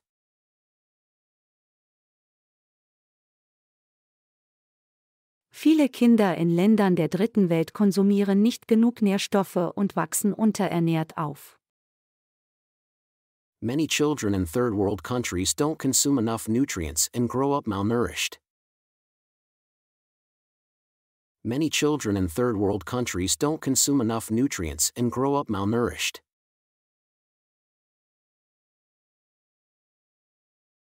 Carol fragte mich unerwartet, ob ich für eine Beförderung bereit sei.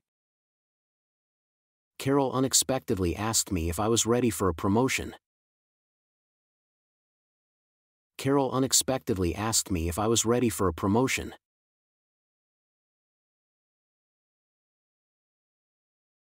Ich schätze deine Beharrlichkeit bei deinem Gewichtsverlust sehr. I really appreciate your persistence in your weight loss.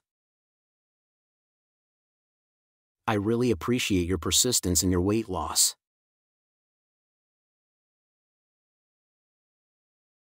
Was auch immer notwendig ist, ich werde mein Studium bis Mai beenden. Whatever it takes, I will finish my studies by May. Whatever it takes, I will finish my studies by May.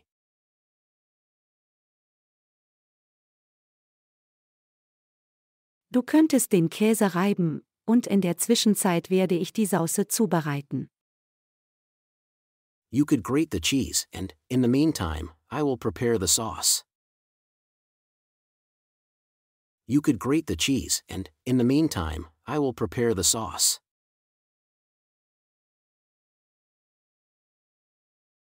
Ich würde für Herrn White stimmen, weil er ein Mann mit Integrität ist. I would vote for Mr. White because he is a man of integrity. I would vote for Mr. White because he is a man of integrity.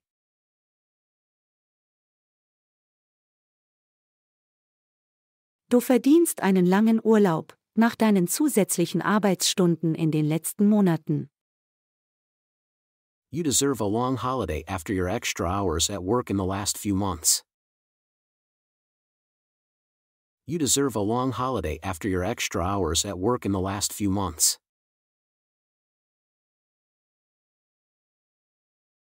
Es ist gut, wenn dich niemand stresst und du alles in deinem eigenen Tempo tun kannst. It's good when nobody makes you hurry, and you can do everything at your own pace. It's good when nobody makes you hurry, and you can do everything at your own pace.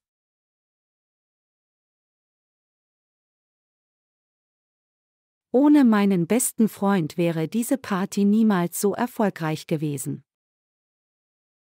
If it hadn't been for my best friend, this party never would have been such a success. If it hadn't been for my best friend, this party never would have been such a success.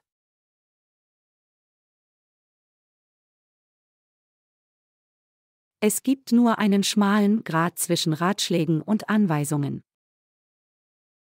There's only a fine line between giving you advice and telling you what to do.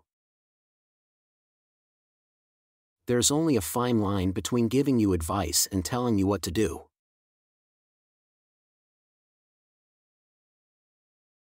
Wo auch immer ich mein Ladegerät hingegeben habe, ich muss es finden. Wherever I put my charger, I need to find it. Wherever I put my charger, I need to find it.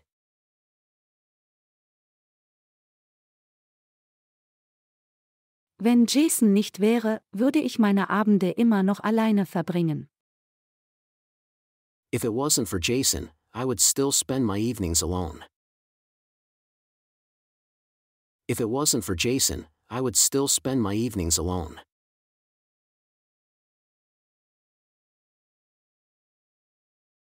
Ich war zu dieser Zeit noch ein Kleinkind. I was just an infant at that time. I was just an infant at that time.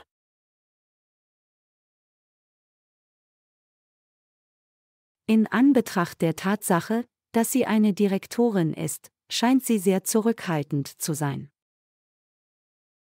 Considering the fact that she is a director, she seems to be very reserved. Considering the fact that she is a director, she seems to be very reserved.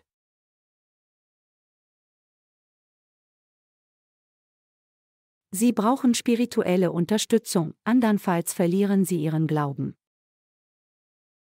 They need spiritual encouragement, otherwise, they will lose their faith. They need spiritual encouragement, otherwise, they will lose their faith.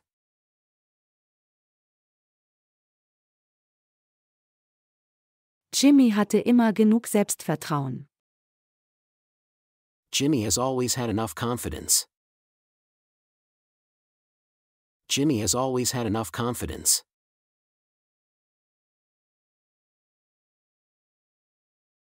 Sie hat ihre ganze Zeit geopfert, um ihrem Mentor in der Bibliothek zu helfen. She sacrificed all her time to help her mentor in the library. She sacrificed all her time to help her mentor in the library.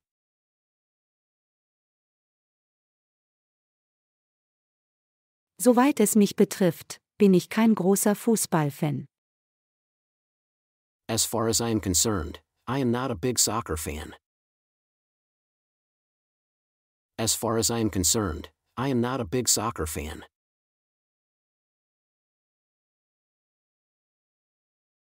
Es ist unmöglich, um Mitternacht in Verbrauchermärkten einzukaufen, weil sie alle geschlossen sind. It is impossible to shop at hypermarkets at midnight, because they are all closed. It is impossible to shop at hypermarkets at midnight, because they are all closed.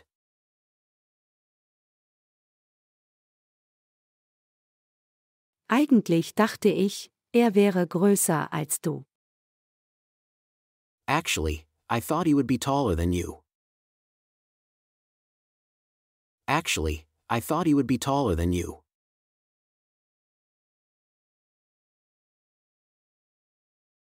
Ich war nur für eine kurze Zeit von zu Hause weg. I was away from home for just a brief period. I was away from home for just a brief period.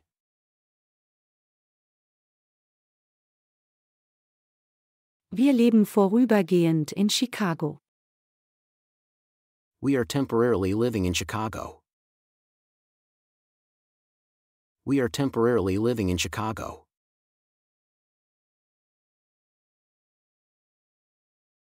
Ein guter Sprachlehrer erklärt dir, wie man eine Fremdsprache Schritt für Schritt lernt. A good language teacher tells you how to learn a foreign language step by step. A good language teacher tells you how to learn a foreign language step by step.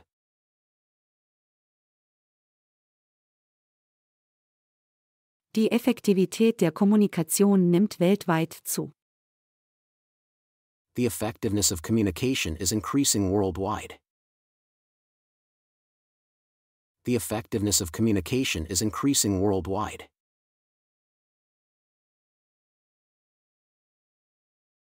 Unabhängigkeit und hoher Lebensstandard sind für die heutige Gesellschaft sehr wichtig.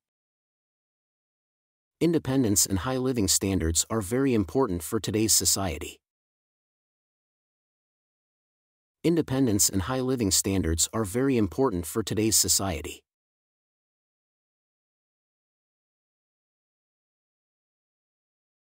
Das Treffen am nächsten Montag abzuhalten mag für alle anderen passen, aber für mich persönlich ist es eine ungünstige Zeit. Holding the meeting next Monday may suit everyone else, but for me, personally, it is an inconvenient time. Holding the meeting next Monday may suit everyone else, but for me, personally, it is an inconvenient time.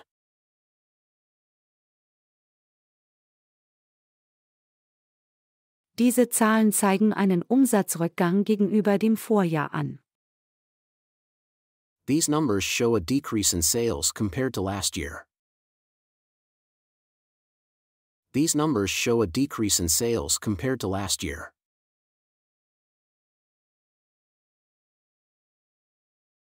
Wenn du diesen Fernkurs ernst nimmst, wirst du bald Grafikdesigner. If you take this correspondence course seriously, you will soon become a graphic designer.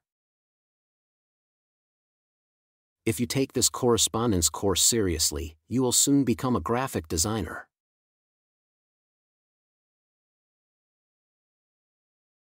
Das Paket aus Schweden ist in gutem Zustand angekommen. The parcel from Sweden has arrived in a good condition. The parcel from Sweden has arrived in a good condition.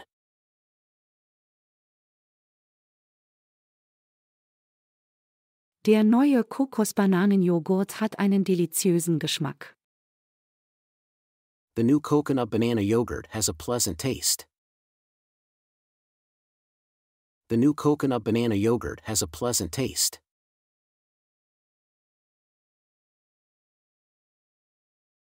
Tiere sind oft treuere Freunde als Menschen. Animals are often more loyal friends than people.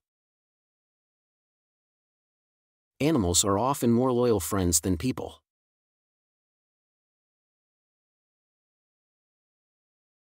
Diese Frage wird normalerweise von Freiwilligen gestellt. This question is typically asked by volunteers. This question is typically asked by volunteers.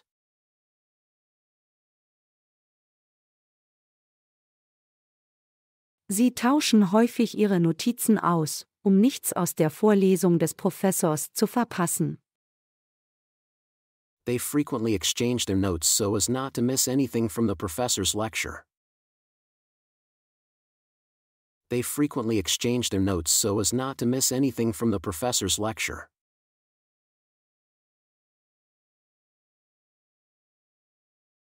Sie wurden benachrichtigt, sobald das Sprachzertifikat gesendet wurde. They were notified as soon as the language certificate was sent. They were notified as soon as the language certificate was sent.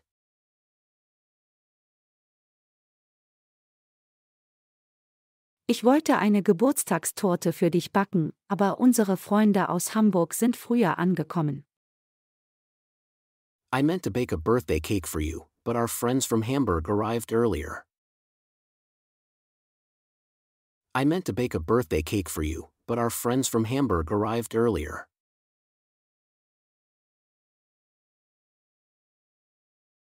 Im letzten Moment, gerade als ich die Tür abschließen wollte, kam mein Freund Dan aus der Küche.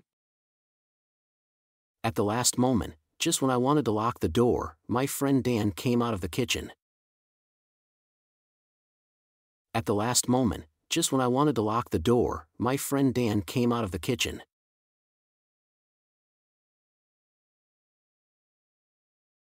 Meine Schüler sind in der Lage, selbst die schwierigsten Übungen zu lösen. My students are capable of solving even the most difficult exercises. My students are capable of solving even the most difficult exercises.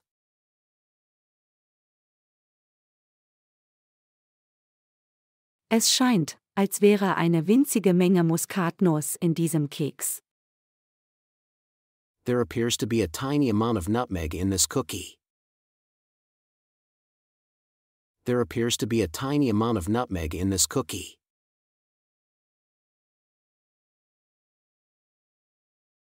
So wie der Apfel reift, ändert sich seine Farbe. As the apple ripens, its color changes. As the apple ripens, its color changes.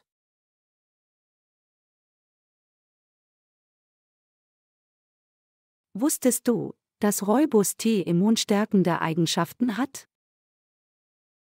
Did you know that Rooibos tea has immune-boosting properties? Did you know that Rooibos tea has immune-boosting properties?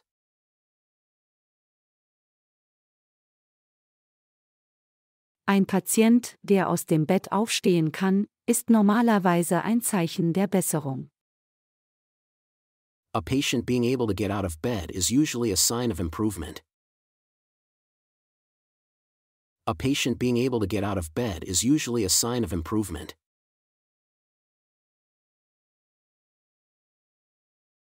Frauen im 18. Jahrhundert trauten sich nicht einmal davon zu träumen, etwas anderes zu tun, als Hausfrau zu sein. Women in the 18th century didn't even dare to dream of doing anything else than being a housewife. Women in the 18th century didn't even dare to dream of doing anything else than being a housewife.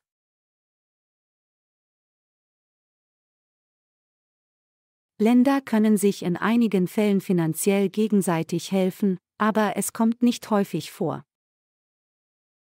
Countries may help each other out financially in some cases, but it is not a common occurrence. Countries may help each other out financially in some cases, but it is not a common occurrence.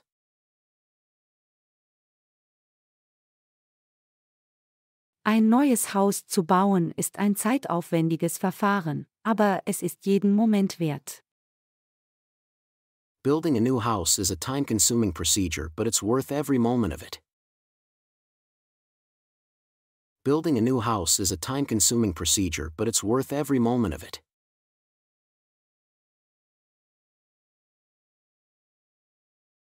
Infektionskrankheiten können bei kaltem Wetter leicht übertragen werden. Infectious diseases can be easily transmitted in cold weather. Infectious diseases can be easily transmitted in cold weather.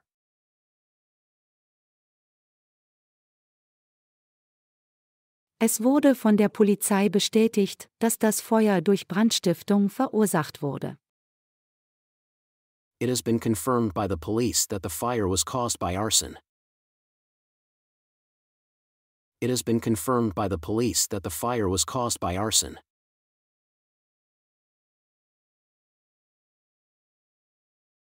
Die Wahrscheinlichkeit, dass es schneit, wird in den östlichen Regionen des Landes höher sein. The probability of snow will be higher in the eastern regions of the country. The probability of snow will be higher in the eastern regions of the country.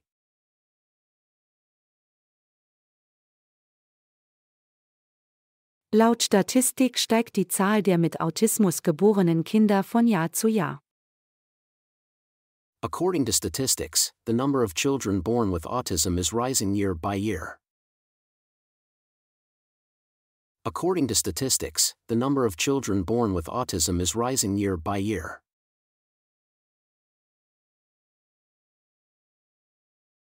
Meiner Erfahrung nach erfordert das effektive Erlernen einer Fremdsprache jeden Tag mindestens eine Stunde Übung.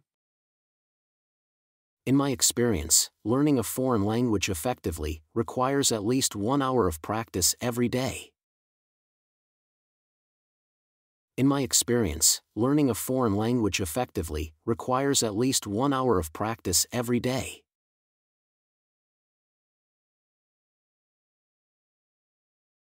Es gibt spezielle Handyanwendungen, die man regelmäßig über die neuesten Wettervorhersagen informieren. There are special cell phone applications which regularly inform you about the latest weather predictions. There are special cell phone applications which regularly inform you about the latest weather predictions.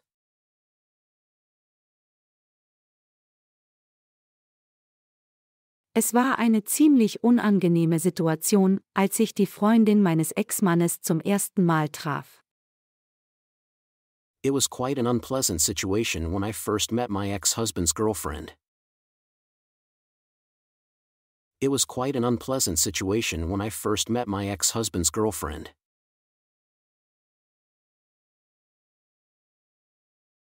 Warmes Wetter gefährdet Tourismus in Skigebieten. Warm weather endangers tourism in ski resorts. Warm weather endangers tourism in ski resorts.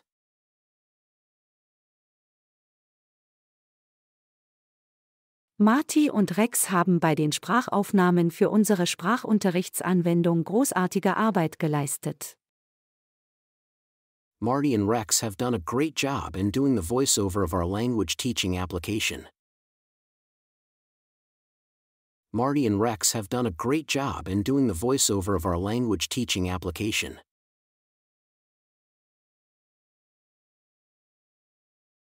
Du solltest wissen, dass diese Informationen streng vertraulich sind. You should know that this information is highly confidential. You should know that this information is highly confidential.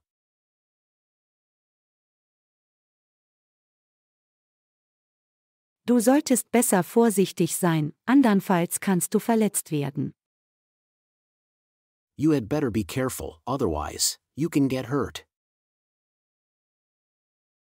You had better be careful, otherwise, you can get hurt.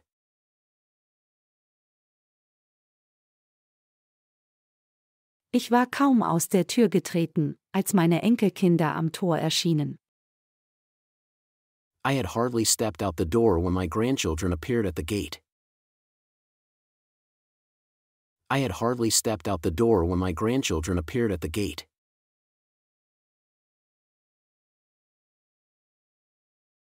Es blieb nur ein Stück Kuchen nach dem Thanksgiving-Abendessen übrig.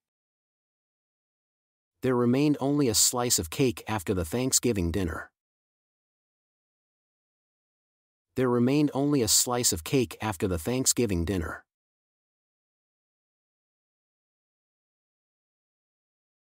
Es ist verständlich, dass Sie sich nicht einmischen wollen. It's understandable that you don't want to get involved. It's understandable that you don't want to get involved.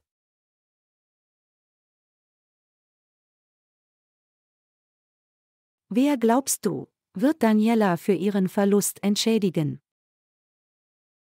Who do you think will compensate Daniela for her loss? Who do you think will compensate Daniela for her loss?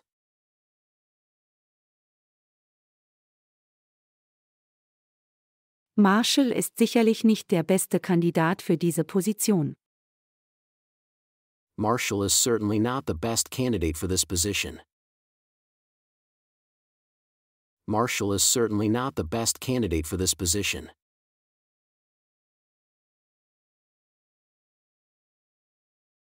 Alle Lehrer sollten einen hohen Bildungsstandard aufrechterhalten. All teachers should maintain a high standard of education. All teachers should maintain a high standard of education.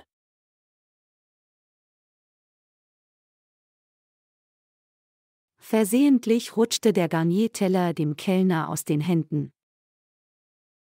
Accidentally, the garnish plate slipped out of the waiter's hands.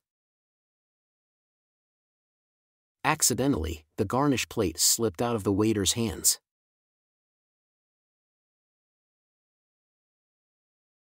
Ein gemeinnütziges Unternehmen rekrutiert junge Freiwillige. A non-profit company is recruiting young volunteers. A non-profit company is recruiting young volunteers.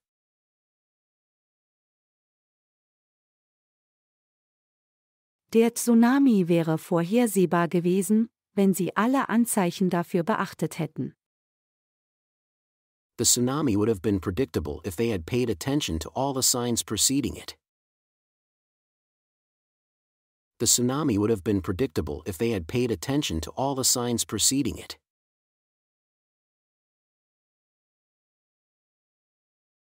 Sofortige Entscheidungsfindung ist keine meiner Stärken. Immediate decision-making is not one of my strong points. Immediate decision-making is not one of my strong points.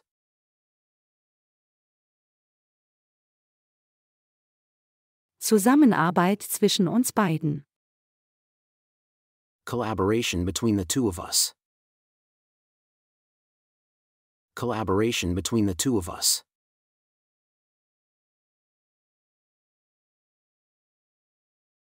Ich bin nicht überzeugt, dass Karl das Datum seines jährlichen Autoservices kennt. I am not convinced that Carl knows the date of his annual car service. I am not convinced that Carl knows the date of his annual car service.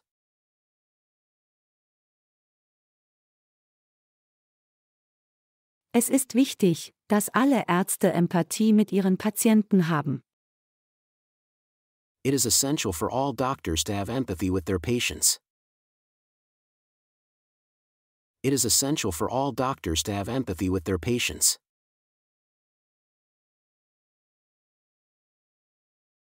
Ich habe Sie speziell vor dem Risiko gewarnt, zu viel fetthaltiges Essen zu sich zu nehmen. I have specifically warned her about the risks of consuming too much fatty food. I have specifically warned her about the risks of consuming too much fatty food.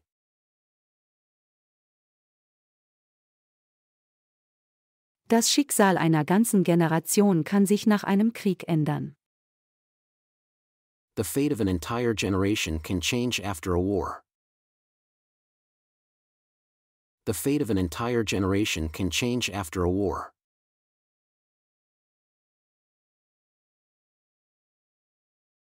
Trotz fortschrittlicher Satellitentechnologien ist Hagel oft unvorhersehbar. Despite advanced satellite technologies, hail is often unpredictable. Despite advanced satellite technologies, hail is often unpredictable.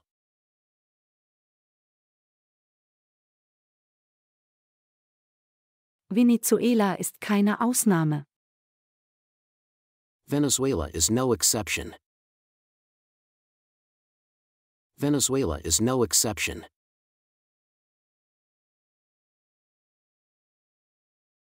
Interessanterweise ist es das Knochenmark eines getöteten Tieres, das einige Geier zuerst fressen. Interestingly, it is the marrow of a killed animal that some vultures eat first. Interestingly, it is the marrow of a killed animal that some vultures eat first.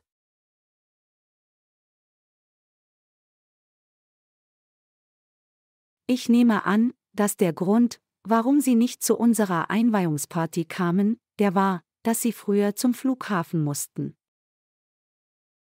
I suppose the reason they didn't come to our housewarming party was that they had to leave for the airport earlier. I suppose the reason they didn't come to our housewarming party was that they had to leave for the airport earlier.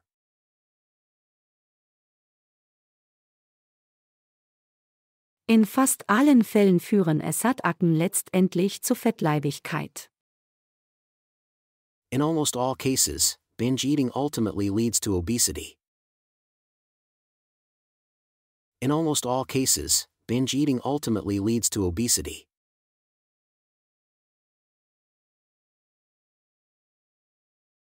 Die Fähigkeiten der Kinder zur Problemlösung sollten frühzeitig entwickelt werden. Children's problem-solving skills should be developed from an early age. Children's problem-solving skills should be developed from an early age.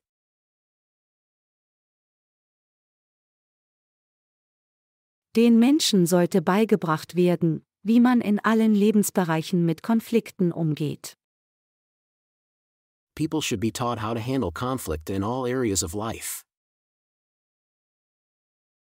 People should be taught how to handle conflict in all areas of life.